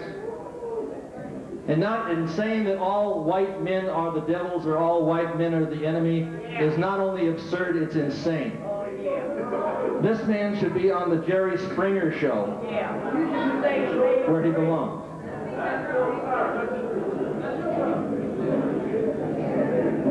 And after the assassination, One more minute. Yes, one more. all right, after the assassination of Bobby Kennedy and Martin Luther King, this government passed a bill calling for the disarmament of America. It is identical in nature, almost word for word, with the legislation, the legislation passed by Adolf Hitler. But that was in 1968. Ronald Reagan was not president of the United States then. So I'm asking for that revelation, and I'm asking that you discover what this man is, because I believe he is an embarrassment to the nation of Islam. And I'm going to turn this over to Khalid. Welcome back to the podium, Khalid.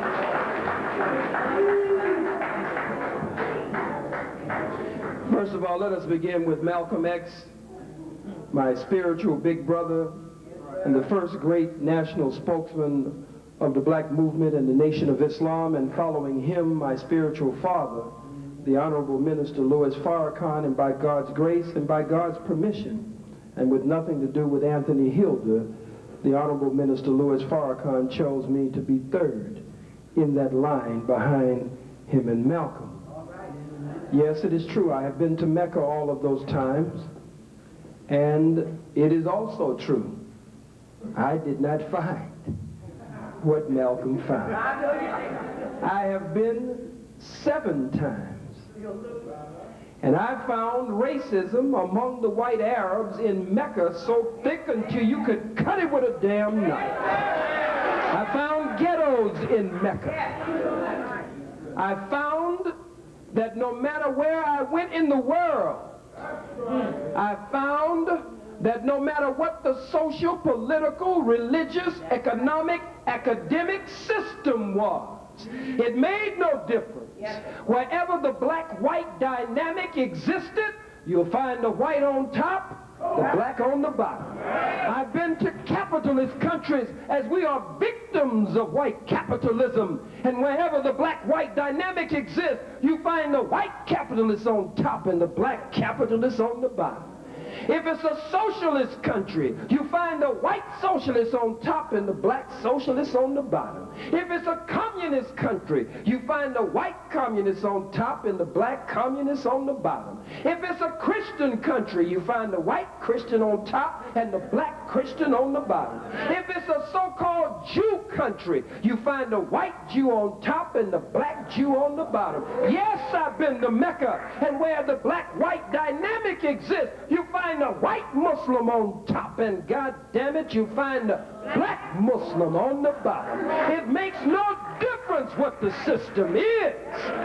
Wherever the black-white dynamic exists, you find the black on the bottom and the white on top. Some of you say it's a class system. If it's a class system, then you'll find the white man as the upper class, and you'll find the black man and woman as the lower class. No, I didn't find what my spiritual big brother Malcolm found in Mecca. I found racism in Mecca, and I've found it everywhere I've gone throughout the face of the planet Earth, 196,940,000 square miles. I've found it everywhere I went.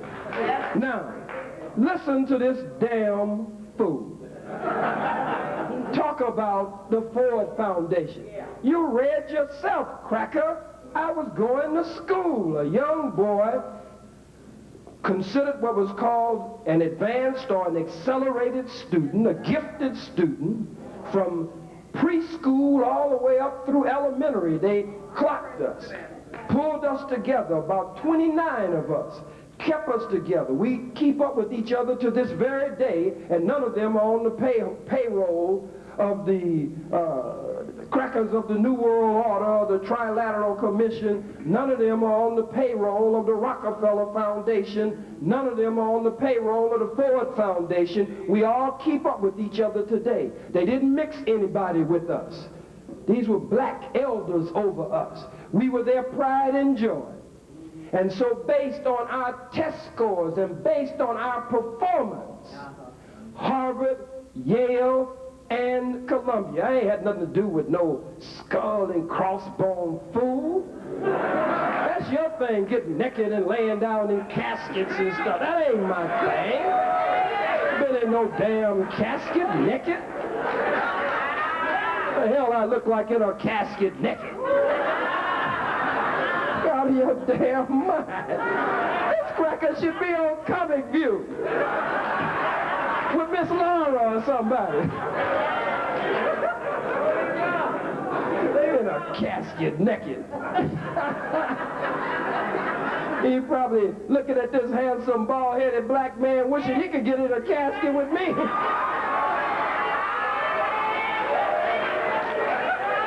No, cracker.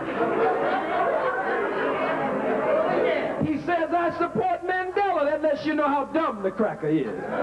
November 29th, 1993, Keene College. That's one of the main things that rocked and shook the foundation of the world. I said that I did not support Mandela. I said I don't agree with Mandela. I said I believe that Mandela is one of the weakest ever to be in any leadership position over black people. But the cracker's a dumb cracker, a dumb devil, knows no better. I said that day that if we were going to give white folks, after they have murdered our black men, women, children, and babies, and the Oppenheimers and the De Beers and others have robbed our diamond mines. We can't even wear a watch or a ring or sisters a necklace or a bracelet. We call it jewelry, but it's really jewelry. Jewelry, as they steal all over. That's why they call Rubenstein and Goldstein and Silverstein, because they steal in gold and silver and rubies all over the earth. For Mandela to have a truth commission and give them executive clemency and pardon before they even go to court. He could forgive F.W. de Klerk. He could forgive John Vorster. He could forgive the no-good, dirty bastards of South Africa, but he couldn't forgive Winnie Mandela, who stayed with him for 27 long years. What more does a black woman have to do? What more does a black woman have to do? It was Winnie Mandela, a true revolutionary. He tries to attack Assad. He tries to attack the pyramids. He attempts to detract from us and attack our great accomplishments as we gave civilization to the world and all of the sciences and disciplines to the world. And now he attacks our heroes and our sheroes and comes right up in our face and disrespects us. I said, if we're going to be merciful, we give them 24 hours in South Africa to get out of town by sundown. I say, if they don't get out of town, we kill the men, we kill the women, we kill the children, we kill the babies, we kill the blind, we kill the cripple, we kill the crazy, we kill the faggots, we kill the lesbians. I said, God damn it, we kill them all. You say, well, why kill them all? Why kill the women? First, why kill the babies? They're just little innocent blue-eyed babies. Because, God damn it, they're going to grow up one day to rule your babies. Kill them now. Why kill the women in South Africa? I said kill the women because the women are the military manufacturing center. And every 9 months they lay down on their backs and reinforcement rolls out from between their legs. So shut down the military manufacturing center by killing the white woman. Why kill the elder crackers? The old crepit crackers in South Africa. How in the hell you think they got old? They got old oppressing and killing black people. Yes, sir. I say kill the cripple, kill the hellfire, kill all, God damn it. Kill them all. Kill the faggot, kill the lesbian. And after you kill them all, I said that day about Mandela to let you know what he really knows about me. Don't know a damn thing.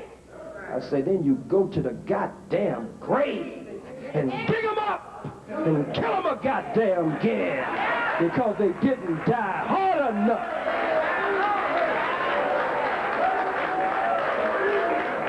And if you don't have the strength to dig them up after you've done all that work, just go to the grave and shoot in the damn grave. Kill them again because they didn't die hard enough. I don't have no respect for Mandela. The so-called Jews had their Nuremberg trial. They tried Nazi war criminals for war crimes. Where are our Johannesburg trials? If they had Nuremberg, where are our Johannesburg trials? Where we try war criminals and give them justice. Justice, the most honorable Elijah Muhammad teaches, is the reward for good and the punishment for evil. Let me see what else this no-good cracker said. I got his notes here. Damn fool. Hey, I'm going off to school to Harvard, Yale, and Columbia. They're financing me for revolution. I wish they'd give me some guns.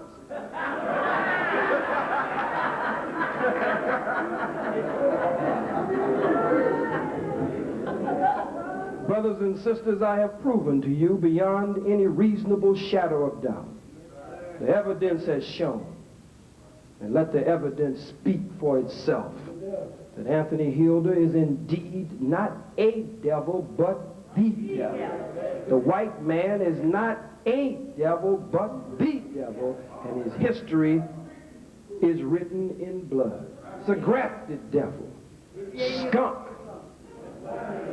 of the planet Earth. I love Winnie Mandela for putting rubber tires with gasoline and setting them on fire around the necks of snitches, stool pigeons, agents, rats, and provocateurs. And I say to the wife of Anthony Hilder, Girl, you better get you a necklace. Girl, you better get you a tire. Girl, you better get you some gasoline and catch this cracker sleep and put it around his neck and set him on fire.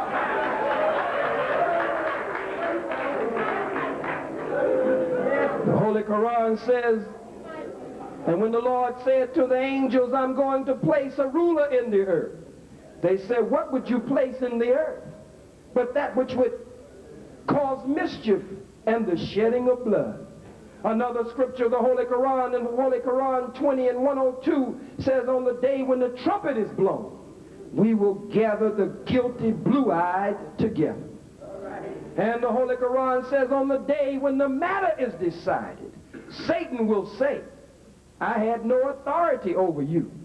I just called you, and you came. So blame me not, but blame yourself. And so now the devil comes to you and calls you. You mean you gonna go? And then the devil will wash his hand when the wrath of God comes down. And he will say, as the Holy Quran says, I had no authority over you. I just called, and you came. So blame me not, but blame yourself. The Bible, in laying it all out for us, tells us that the beast would have eyes before and behind. He'd have a grasp of history and would be able to look down the wheel of time. Ephesians says that we work against principalities, against powers, against the rulers of the darkness of this world, against spiritual wickedness in high places. He already told you the crackers are in high places. They are the rulers of the darkness of this world. Now let me read a little bit for you from the book of Revelations. I've got to cover these things. In the 17th chapter of the book of Revelations, it says, and there came one of the 7 angels which had the 7 vials, and talked with me, saying unto me, come hither, and I will show unto thee the judgment of the great whore that sitteth upon many waters, with whom the kings of the earth have committed fornication, and the inhabitants of the earth have been made drunk with the wine of her fornication. And so he carried me away in the midst, in the spirit, in the darkness, and out into the wilderness, it really says. And I saw a woman sit upon a scarlet-colored beast, full of the names of blasphemy, having 7 heads and 10 horns. And the woman was arrayed in purple and scarlet color, and decked with gold and precious stones and pearls, having a golden cup in her hand, full of the abominations and filthiness of her fornication. And upon her head was the name written, Mystery Babylon, the mother of harlots and the abominations of the earth. 17th chapter of Revelation, 18th chapter. And after these things I saw another angel come down from heaven, having great power, and the earth was lightened with his glory. And he cried mightily with a strong voice, saying, Babylon the great is fallen, is fallen. She has become the habitation of devils, the hole of every foul spirit, and the cage of every unclean and hateful bird. Another scripture says, come out of her, my people. Come out of her, for her sins have reached unto heaven. He says, come out of her. God is talking to his people. He says, my people, and my is the divine possessive pronoun in this case. Come out of her, my people, that ye be not receivers in her plagues, and that you be not partakers in her sins. And it tells you how these cities of this mystery Babylon, which is America herself, would be burned, absolutely and utterly burned. You can't save it, Anthony. The hand of God, the judgment of God has entered into the gates of America already. The death angels have entered in already, and they didn't get no grant from a Ford Foundation. They came straight from God himself. There is no way to save America. He keeps appealing to you as though you are an American, trying to trick you. And if you go for that, I tell you the way Malcolm told you, you've been hoodwinked, you've been had, you've been took, you've been bamboozled. If you let this cracker tell you that you are an American and that you should join with him to save America, I live according to the title of that great and illuminating book of the most honorable Elijah Muhammad called The Fall of America. I want to see America fall. The most honorable Elijah Muhammad said, for the wickedness and the evil of the white man, the devil himself, he says America would burn for 310 years and take 690 to cool off.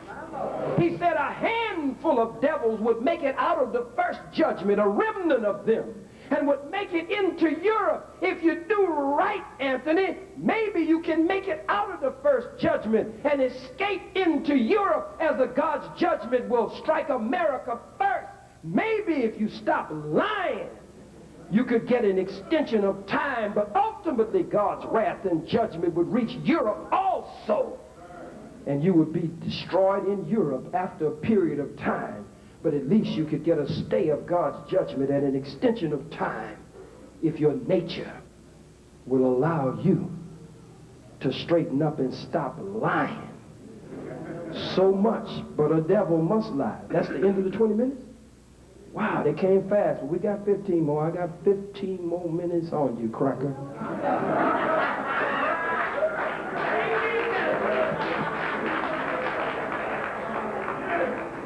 Ladies and gentlemen, the great debate.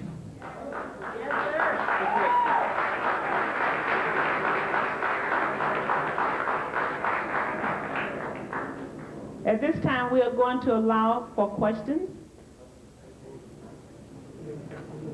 Closing remark.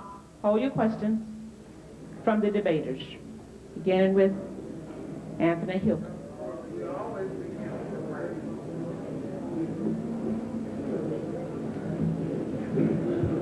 Dr. Henry Kissinger said in Evan Las Bonds, France, 1991, he said, today America would be outraged if UN troops entered Los Angeles to restore order. He went on to say that tomorrow they will be grateful, and this is especially true if they were told that there was a threat from beyond. Brothers and sisters, hold your seats and just wait for a few minutes. Whether real or promulgated. And he was talking about a threat from beyond, from outer space, whether real or promulgated. And July 5th of last year, they released July 4th, Independence Day. They're not talking about independence, but interdependence. And he went on to say, it is then that all peoples of the world will flee to deliver them from this evil. The one thing every man fears is the unknown. When presented with a scenario, individual rights will be willingly relinquished for their guarantee of well-being granted them by the world government. This is what the battle is all about. The battle should not be between black and white, but between right and wrong. And I believe that reasonable, rational minds should work this out. We have a common enemy. Yeah, and my enemy happens to be white. Unbelievable? Yeah. No, I'm not an enemy to myself, Khalid. George Orwell said political language is designed to make lies sound truthful and murder respectable, and to give an appearance of solidarity to pure women. And you, Khalid, are talking to the women. Having a belief in God has nothing to do with race. Believing in God and following in the footsteps of the faith has nothing to do with race or color.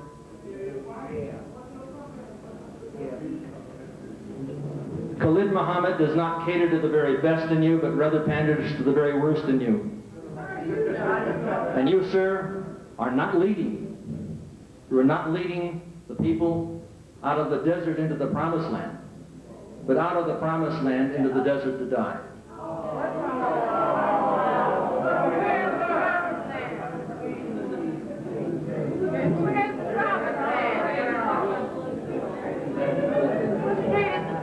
I think Khalid deserves a front row seat on the Jerry Springer show. You're exploiting and not benefiting your people. And I think he's become an embarrassment to the Nation of Islam, and I think that's why Minister Farrakhan has made that separation.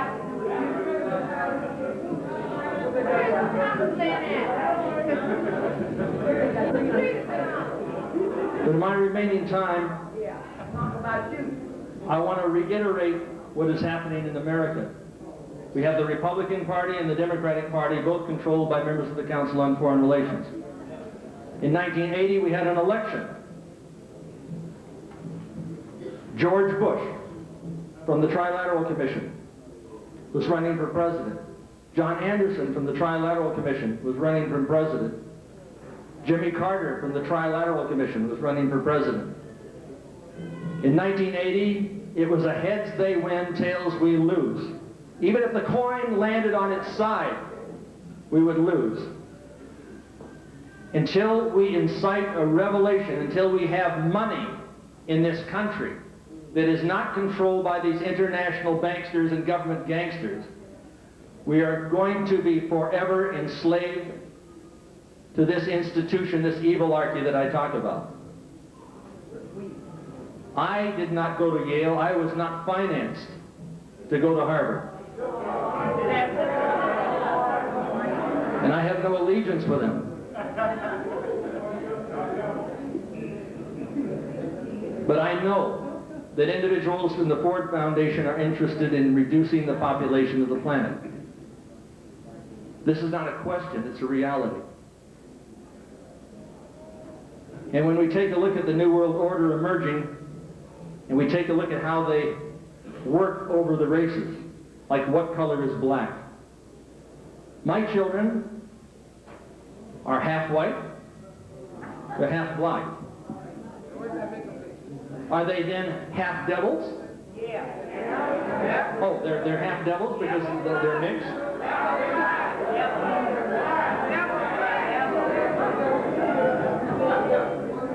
That's not only absurd, it's insane. My children are of the white race or the black race. They are of the human race with a God-given right to discriminate or be discriminated against.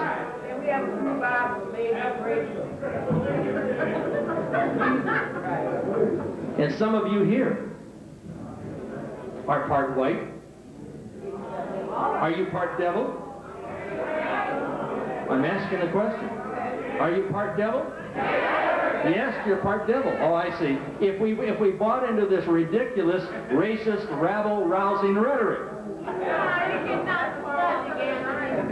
No, I think it's insane. And insofar as the ID is planned, insofar as all of the identification programs are planned, this isn't a figment of my imagination, it is a reality.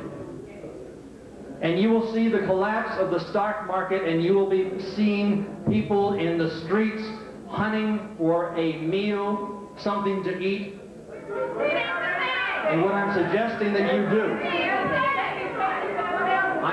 if you be kind enough and respectful enough to listen, you paid $10 here to hear both of us in a debate. And I'm quite capable of debating Khalid.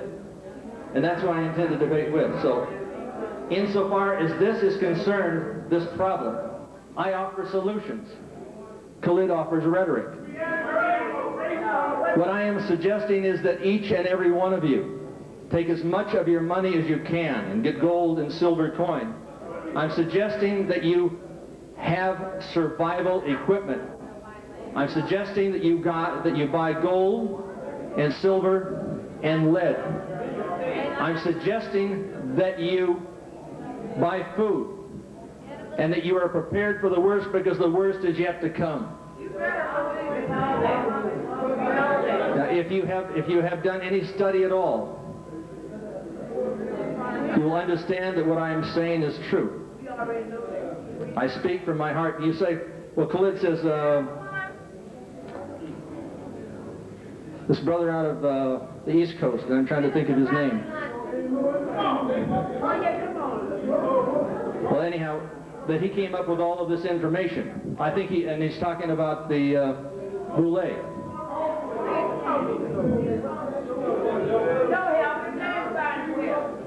What I am saying is that he is correct. The Boule is a problem, and the Boule is black.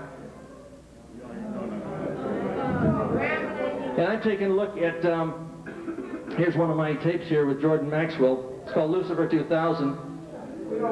He said, yes, and he's talking about a fellow who, we're talking about a fellow named General Albert Pike, 33rd degree Mason, sovereign grand commander of the ancient and accepted Scottish rite of the Freemasonry in the United States of America. He said, yes, Lucifer is God. And he went on to say the Masonic religion should be by all of us initiates of the high degrees, maintained in the purity of the Luciferian doctrine. If you go over here to Wilshire Boulevard in Plymouth and look up, you're going to see a statue about as tall as this building of General Albert Pike, co-founder of the Ku Klux Klan. The Masonic religion is demonic. And I believe if there's going to be a separation of church and state, there has to be a separation between the Masonic religion and the government of the United States of America. Are they white? Well, some of them happen to be black in the Prince Hall lodges. And I think it's crazy for a black man to be in the Prince Hall lodges. One fellow watched our Millennium tape, and he watched it over and over and over. And he came, this is a black guy. And when he watched that tape for about the 4th time, he gave me a call. He says, listen, I'm going to send in my resignation. I've got to go out in front of these fellows and say, I am no longer part and parcel of the Prince Hall Lodges of the Masonic Order. And if you take a look at the lawyers and liars in this government, you'll find out that most of them are in the Masonic Order, in some way connected. And yes, there is a satanic order above the banksters. And yes, they do lie nude in a coffin. And they are born again into a satanic order at the Skull and Bones, the Brotherhood of Death at Yale. And what I'm saying about Khalid is that he is being used by the Council on Foreign Relations to bring about a revolution rather than a revelation.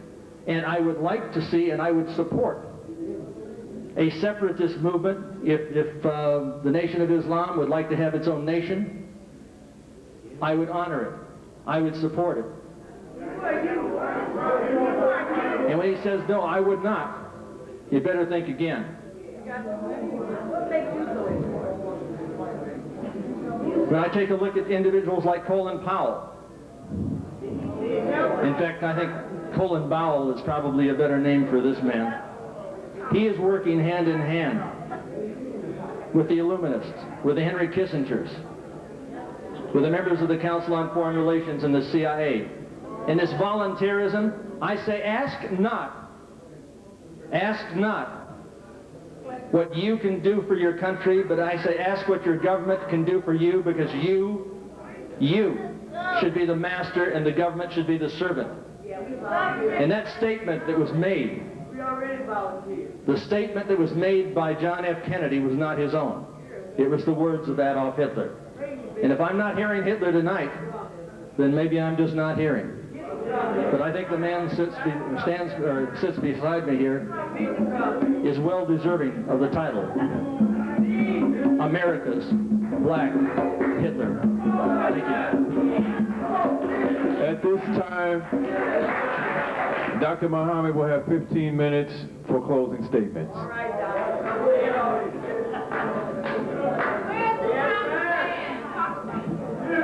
I want to first of all point out that in a study in the Journal of Black Psychology dealing with religiousness, race, and psychological well-being, exploring social psychological mediators, that they have determined that black people are more connected to God and more spiritual and more religious, as the psychologists and psychiatrists have studied, and white people have a natural leaning or inclination, I might add, toward that which is Luciferian, devil, and satanic. Look, brothers and sisters, look at their constant preoccupation with their little league teams, with their elementary school teams, their junior high school teams, their high school teams, and some of their national adult teams. Look at their preoccupation with the name devil. They're red devils, they're blue devils, they're the devils. They name themselves and they name their teams after all of these names. He says, we will see the collapse of the stock market. What in the hell do I care? We want to see the stock market crash. The only way we can realize our rise is to witness their demise. They must fall in order for us to rise. Don't you be out there trying to hold up America and get in the way of God's wrath, and God can't hardly get to the devil for you being in the way. You better get the hell out of the way.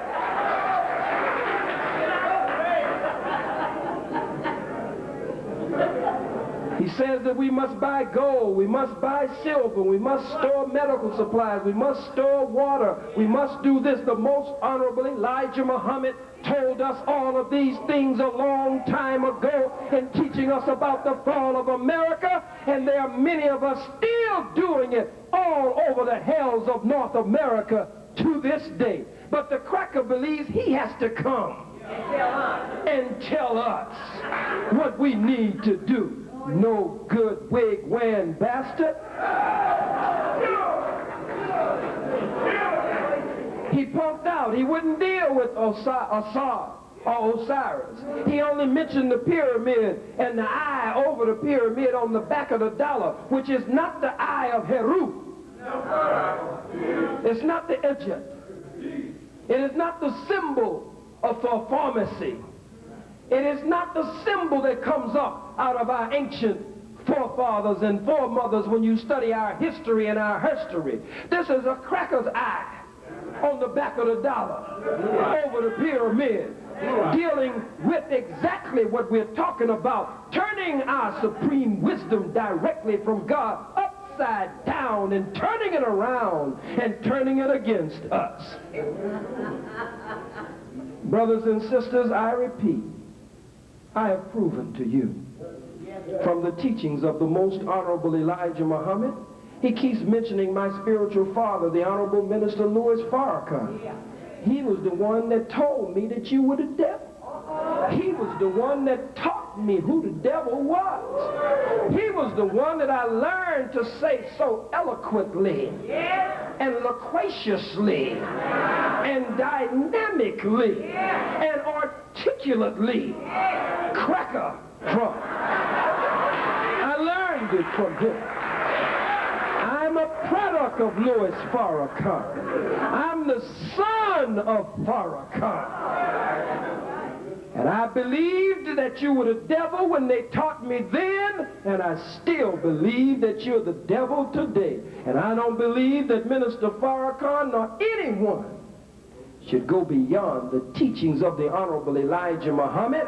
And I think you are just trying to put that on him so that you can fit yourself into some kind of special arrangement here tonight that would make this an evening where you can exercise the lies that you're used to getting away with telling everywhere you go. But you didn't get away with them here tonight.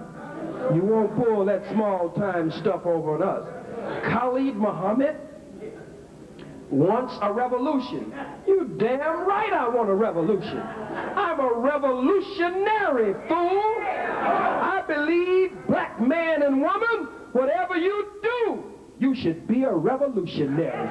If you are a teacher, be a revolutionary teacher. If you're a student, be a revolutionary student. If you're a grandmother, a grandfather, be a revolutionary grandmother, or grandfather. If you're a father, be a revolutionary father. If you're a mother, be a revolutionary mother. Fight this bastard. Teach your babies to be revolutionary babies, even if they can't do nothing but fight this cracker with the baby bottle. Teach your babies to fight this bastard with the baby bottle. Be a revolutionary no matter what you do. Don't let this cracker come here and try to teach you how to being a revolutionary. Revolution means complete constructive change. This cracker don't want no complete constructive change. Revolution starts here and goes all the way around 360. The Bible puts it this way: as it was in the beginning, so shall it be in the end. In the beginning you ruled, black man and woman. In the beginning it was your monetary system. In the beginning it was your economic system. It was your system of government and jurisprudence. It was your academic system. It was your social order. But now a cracker wants you to accept one group of crackers over another group of crackers, and you get back to your original God-like self. No good, black man. No good, black woman. I'm a revolutionary. If you're a rapper, be a revolutionary rapper. Rap revolutionary rap and liberation lyrics. If you write movies, be a revolutionary movie maker. Make movies that move and motivate the movement. Make some movies where we kill white folks in the movie so that we can understand our possibility. The cracker will give you money if you are shooting your brother in the head with your gat, with your Glock. If you're blowing your brother's brains out and blowing it all over the wall, boys in the hood, huh? Menace to society. And if you question him about making movies killing black people, black on black, he says, after all, it's just a movie. Let's make some movies where we kill white folks. Be a revolutionary actor, a revolutionary musician, a revolutionary artist. I love Sankofa. How many love Sankofa? But there's one thing about Sankofa I did not like. We saw them abuse us and misuse us throughout the movie of Sankofa. We saw the cracker rape our sister on the screen every time, brutally rape her. But at the end, when it was time called payback time, we see sister standing with a blade in her hand as the cracker comes riding down through the field. And sister we have to use our imagination that she killed him off the camera. I don't want no movie like that. Be a revolutionary movie maker. I want to see sister, after this cracker has misused her a whole movie, I want to see sister take her blade and swish, cut that cracker's damn head off. I want to see his head roll down the field on the movie. I want to go to the cinema, go over to Magic Johnson's cinema. I want to go in and sit down in them plush seats at Magic's theater. I want to see a revolutionary movie maker put a movie on the screen where we kill crackers so hard and so long until blood is all over the screen. You got to cover your damn popcorn. You think blood is going to get in the popcorn.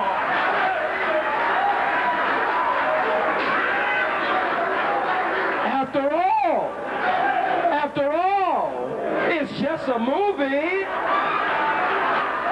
It's just a movie.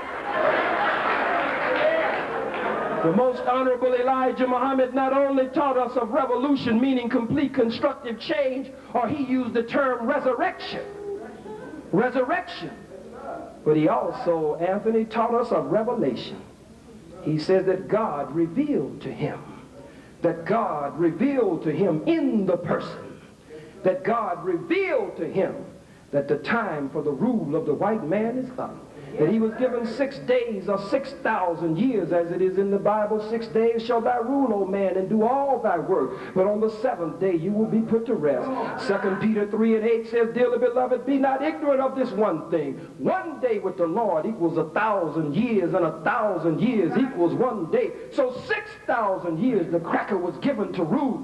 The most honorable Elijah Muhammad said God in Revelation revealed to him, that God in the person revealed to him that separation was the best and only solution. That we have to get away from this death.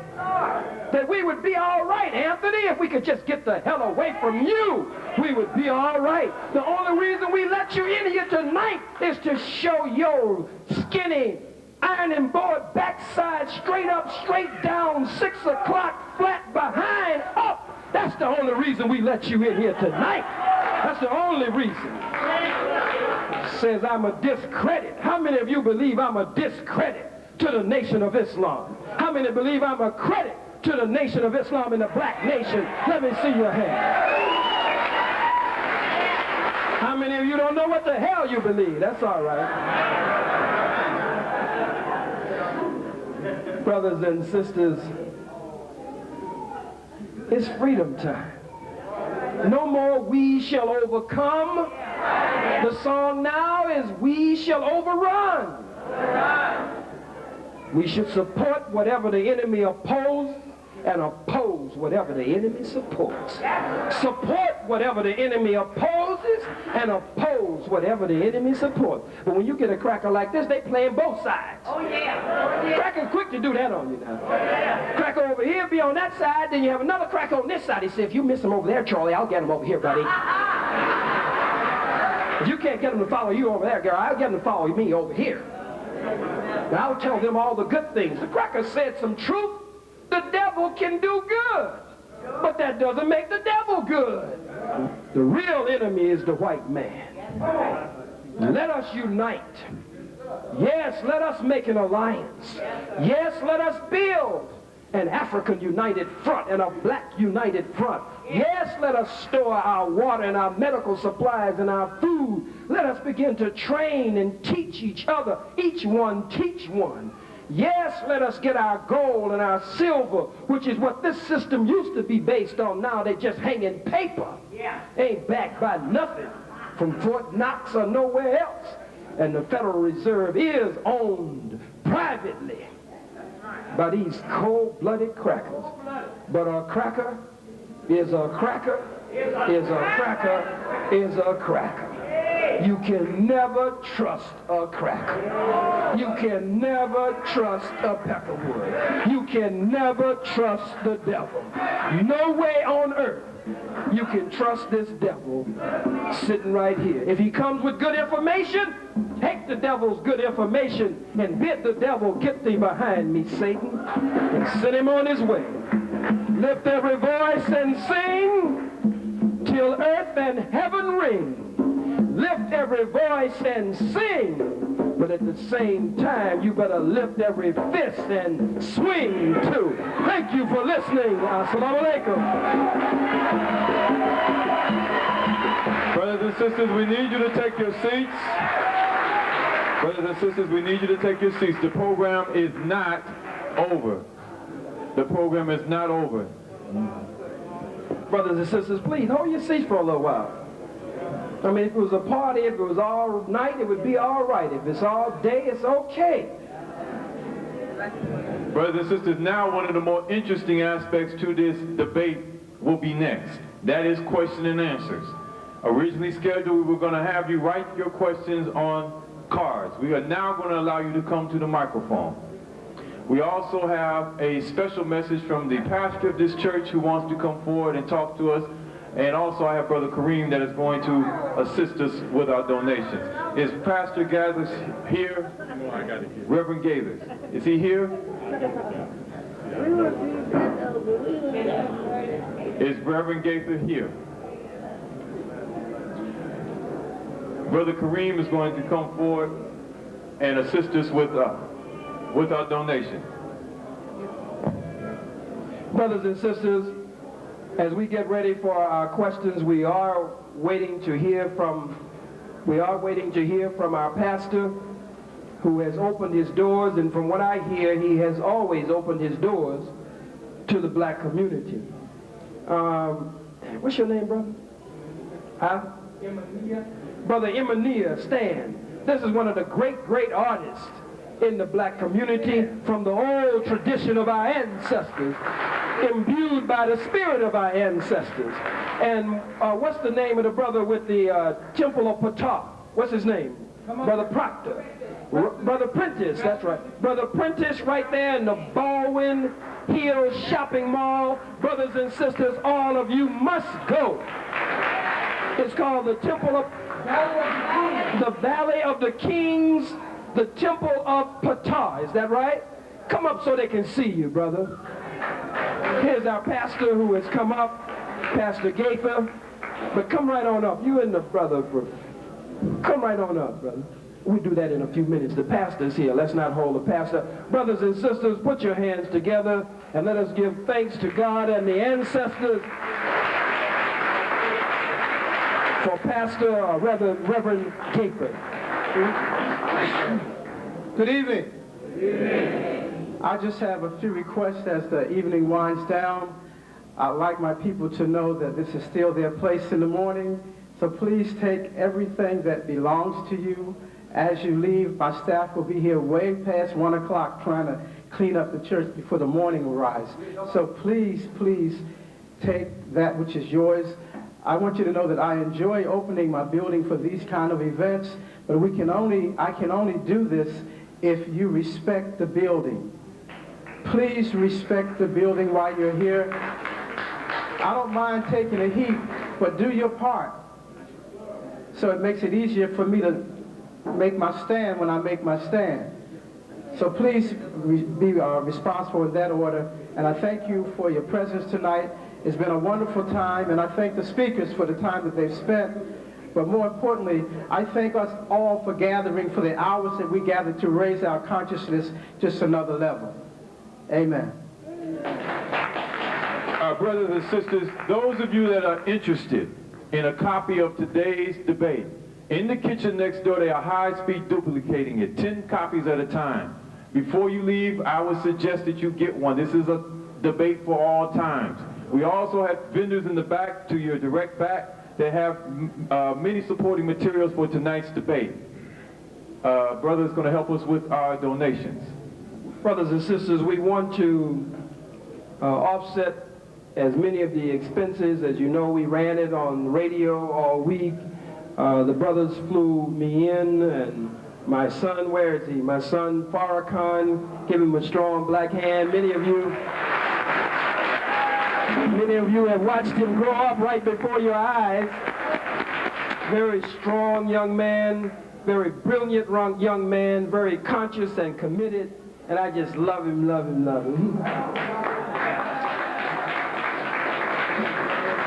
So, and to fly in security and staff, this is Brother Al-Kareem Muhammad. He is one of the strong student leaders that invited me to King College November 29th, 1993. Let's give him a strong black hand. So with the rental of the church and all of the airline tickets and the radio and the promos and I guess love offerings and honorariums, what we're asking you to do is to help us to defray some of that expense, or all of it if we can, and to do all that we wanted to do in the grandest manner. Is there anyone here do we have any baskets, any buckets? Well, it's got to be in the audience. Where's the other one? Hold them up, please, stand. Need somebody on this side. And we have someone on closed circuit, where is it? In the adjacent room. We filled up this room, this one, and the adjacent room. Is there anybody here who will write a good check or give $100? There's someone in the back. Get his name quickly and get the $100. Brothers, you got to be looking with the basket. There's a man in the back trying to give you some money. Is there anybody here who will join brother in the back? And we need some more hundreds, 50s. There's one right there. You got to be looking, those with the baskets. You all right, devil? He said, oh, yeah.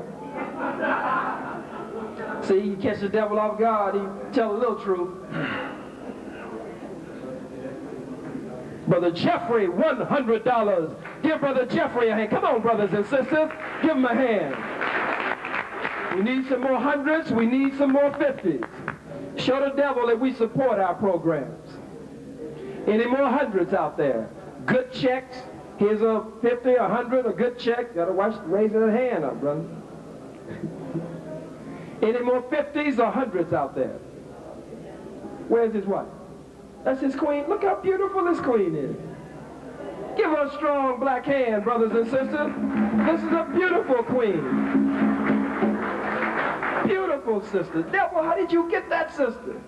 You got one of our best sisters, you no good bastard.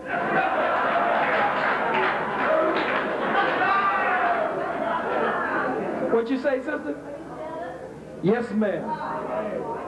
Definitely. That a goddess is with a devil. Instead of a god, a real black man.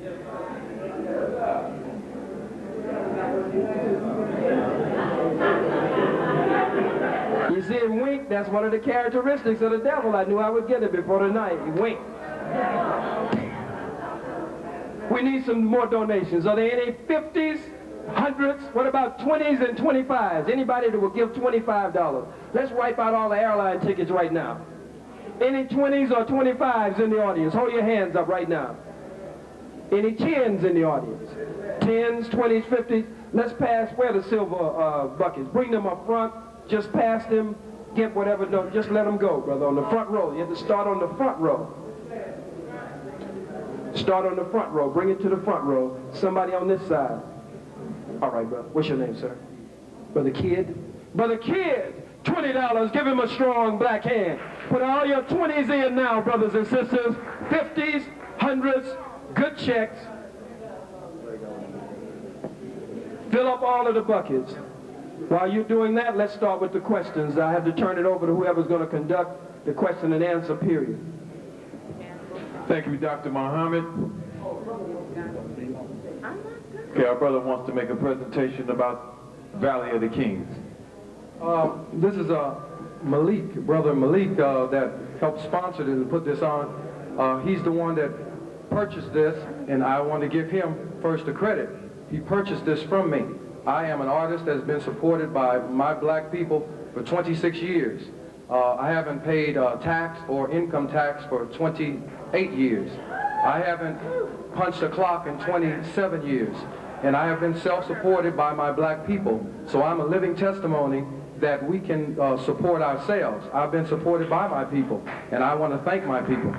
This is a special presentation that he hasn't seen of Brother Muhammad, but he made some statements, and I want to let you know his son, to me, is a warrior, and it makes I want my son to be like him. He stood the whole time at attention and listened and absorbed everything his father was saying. Right. If we have children that has been reared up like this son, with the information, like if I was a kid with this information growing up like him, we wouldn't have no problems today. This is what I would like to read.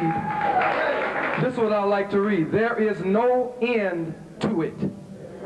As liveth Osiris, and as liveth my soul, so liveth my son, the light of my world.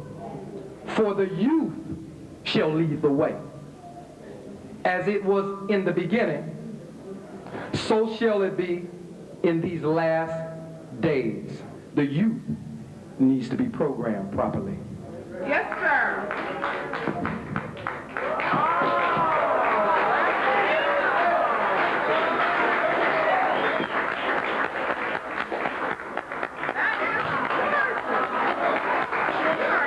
Say something about Let me say something real quick. I don't want to take up too much time. But this brother right here, he's very, very modest. But to really see his work, see the Imhotep in him, you need to come by the Valley of the Kings. That's right. And really see it. And we do need your support. And Brother Khalid here, and I can testimony to that. He has brought the ancestors to the Valley of the Kings. But come, feel the energy, believe me, when you come in, you won't be the same when you leave. No, sir. Give Brother Prentice a black hand, brothers and sisters. Again, if you need a copy of today's debate, they are being high-speed duplicated next door at the kitchen. I'm not sure the price, sister. If you can go next door, they will be able to help you. Also patronize our venues in the back. Now, we have question and answers. And I want to implore upon all of our brothers and sisters in line to ask a specific question of either one of our presenters today. Sister Audie, $100. Give her a black hand. Is that the correct pronunciation of your name? She's outside. Brother, you are first. You're going to defer to our queen? Yes, sir. Queen, May I approach? you are first. If you can say that into the microphone. May I approach at this happens before the brother? Sure, sister. Thank you.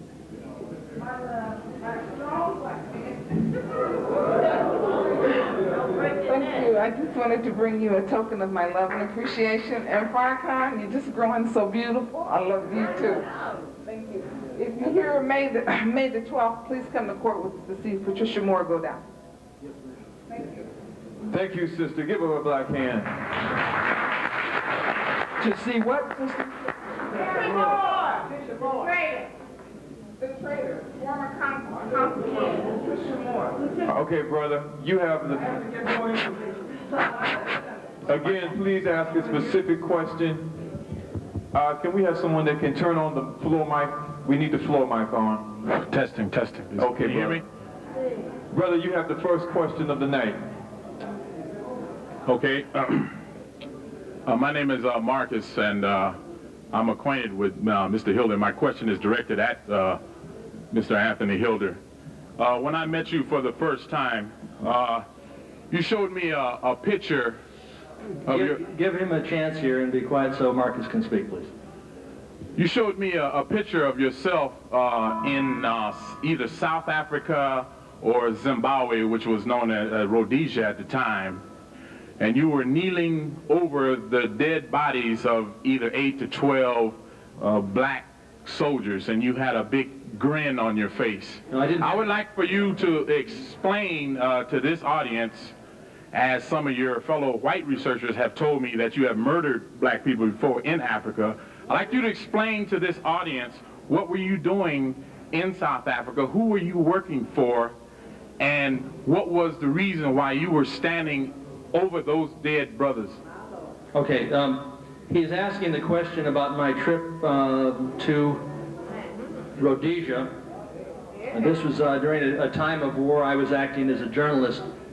I was brought out to Rusape, and at that particular time there was 20 individuals who had been killed, and I believe they were killed by Fantan. Fantan would be the equivalent of napalm.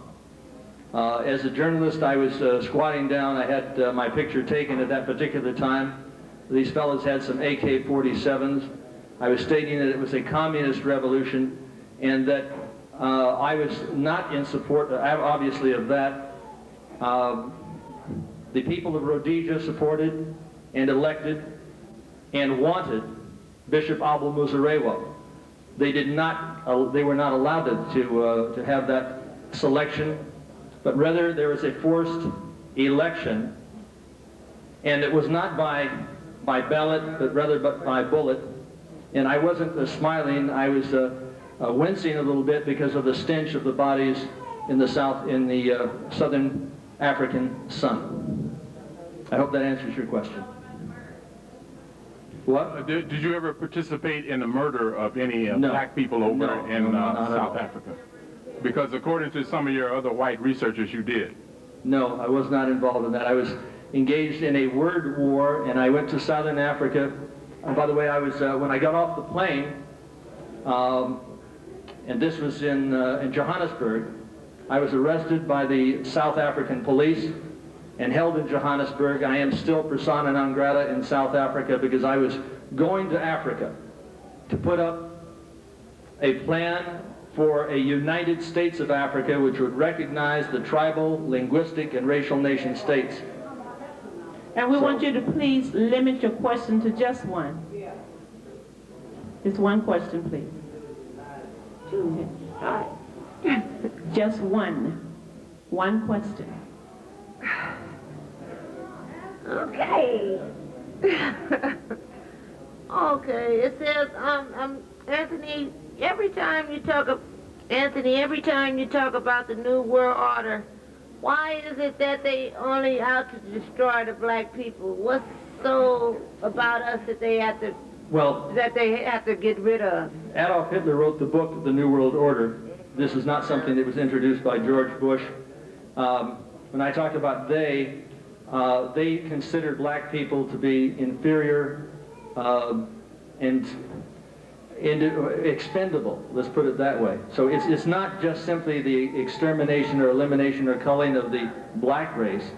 They want to reduce the world's population by about 80% eventually. So if we're talking about 5.5 billion people here, we're then talking about reducing the population by essentially 4 billion people. So it's not just the blacks that they want to reduce, it is whites and blacks or anybody who is in opposition to them. Okay, and we're talking about a Cassius cartel. The Cassius cartel is basically white, and there's a few people in the Boulay who go along with the program. So it's not all done by whites, but mostly.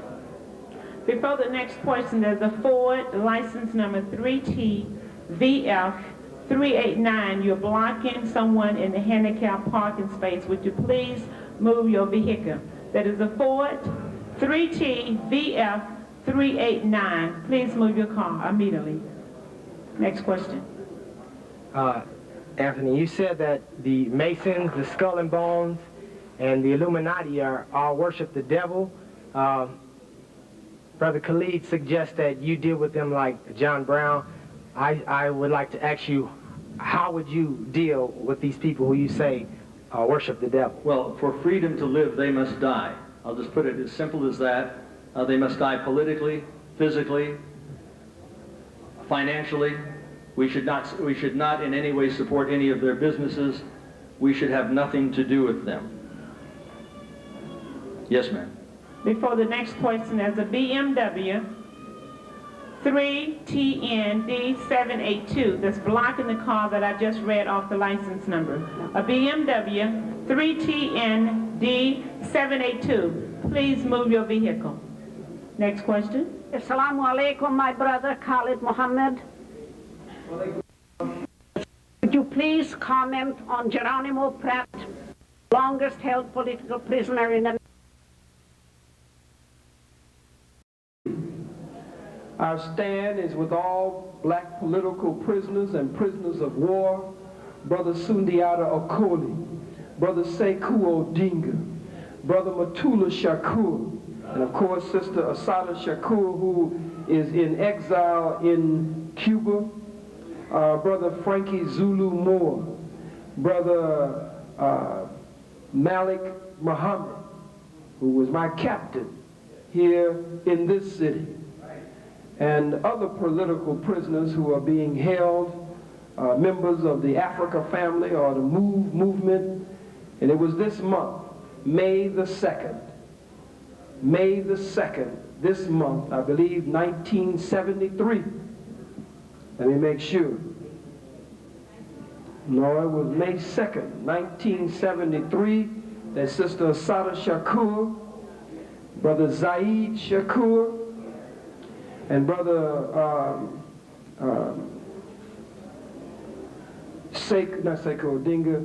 Brother Sundiata Okoli, in the shootout on the New Jersey Turnpike with the state troopers there, where Brother Zaid was killed, Sister Asada was wounded, and then later locked up. But it was in November of 1979 that the Black Liberation Army freed Sister Asada Shakur. So we know that after the Black Liberation Army in November of '79 freed Sister Asada Shakur, we know that Ruchell McGee, we know that other political prisoners, Brother Geronimo and others, if we cannot get them out, And in truth and reality, we will not be able to get all of them out through the court system. We have to become strong enough that we go and liberate our political prisoners. That is the only way that they're going to really get out, most of them. I have one question for Khalid. Are you accusing Louis Farrakhan of dealing with the devil when he deals with my friends Dr. Robert Strecker, Dr. Lynn Horowitz, Ralph Epperson, and William Cooper? Now that's the kind of question that only a devil would ask. You see, we see the devil coming before the devil even gets here. What the devil is doing is realizing that he's no match for me. So he wants to put me in a situation where I would be openly at odds with my spiritual father. Are you accusing Minister Farrakhan? No, bastard, I'm not accusing Minister Farrakhan of nothing. And I'm not accusing you of anything. I know that you're the devil, and now every time you open your damn mouth, you prove that you are the devil here tonight. Want to create a problem, further exacerbate the tension between my spiritual father and I. Whatever is between my spiritual father, the Honorable Minister Louis Farrakhan, and me, is between Minister Farrakhan and me. No devil has anything to do with that.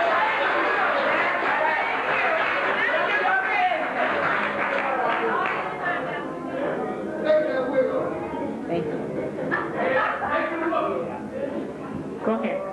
Assalamu alaikum. First of all, I wanted to say that I was offended when you gave credit. You know, you did this a few times tonight. That there are Speak up a little louder. We can't hear. There are certain artifacts that come from our history and culture that you give credit to belonging to the Illuminati and the Masons. You did that with the Luxor, and you did that with a few other things. So I want to point out I am offended because that's our history and culture. They took it from us. It started with us. The question I have though is I am not they. First of all, let's straighten that out. That's your opinion, okay? But anyway, my question is that the topic tonight is the white man the devil, and it seems to me that everything that you've said so far confirms that. And so I was wondering, where is your proof that the white man is not the devil? That's what I wanted to know. Well.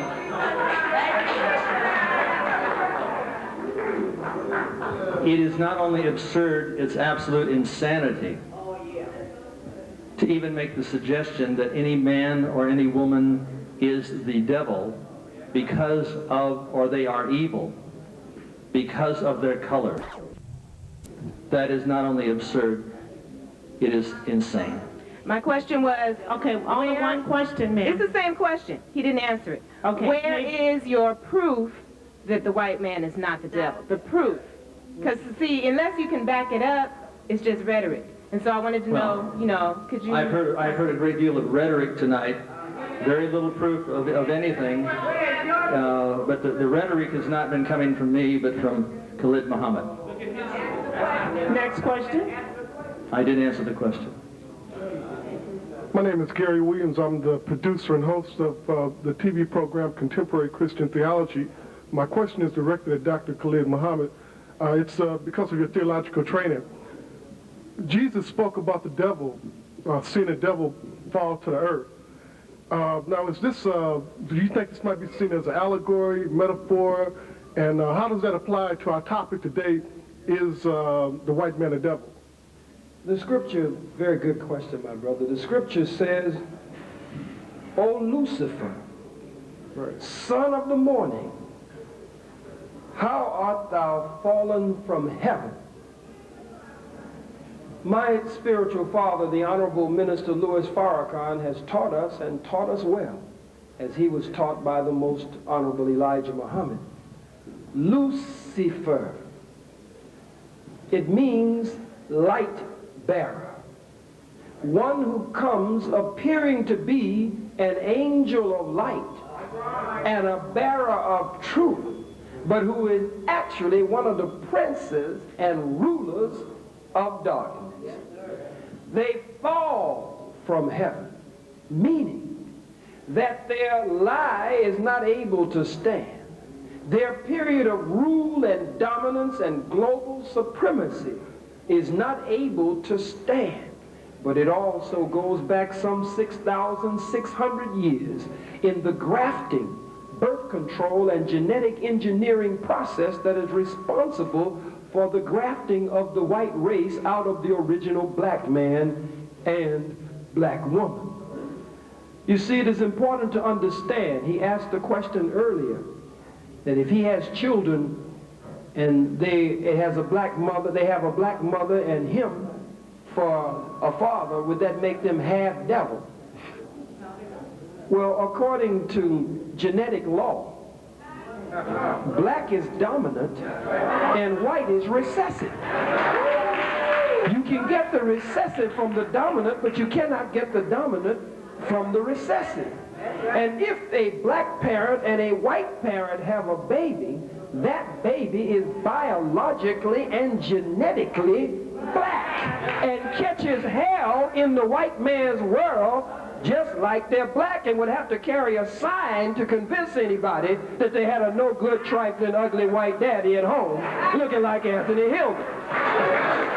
Now, Lucifer, the son of the morning, again, this has to do with the grafting of the white race out of the original black man and woman, but it also, in an esoteric sense and in a scriptural metaphoric sense, has to do with the fall of the white man's world and the fall of the white man from a high exalted place of rulership that Ephesians was talking about when it talks about principalities and the rulers of darkness and how they would be in high places. O Lucifer, son of the morning, how art thou fallen from heaven, coming bearing some relatively good information, coming as a distributor and a bearer of light, but actually, you've asked a wonderful question, actually one who is one of the rulers of darkness.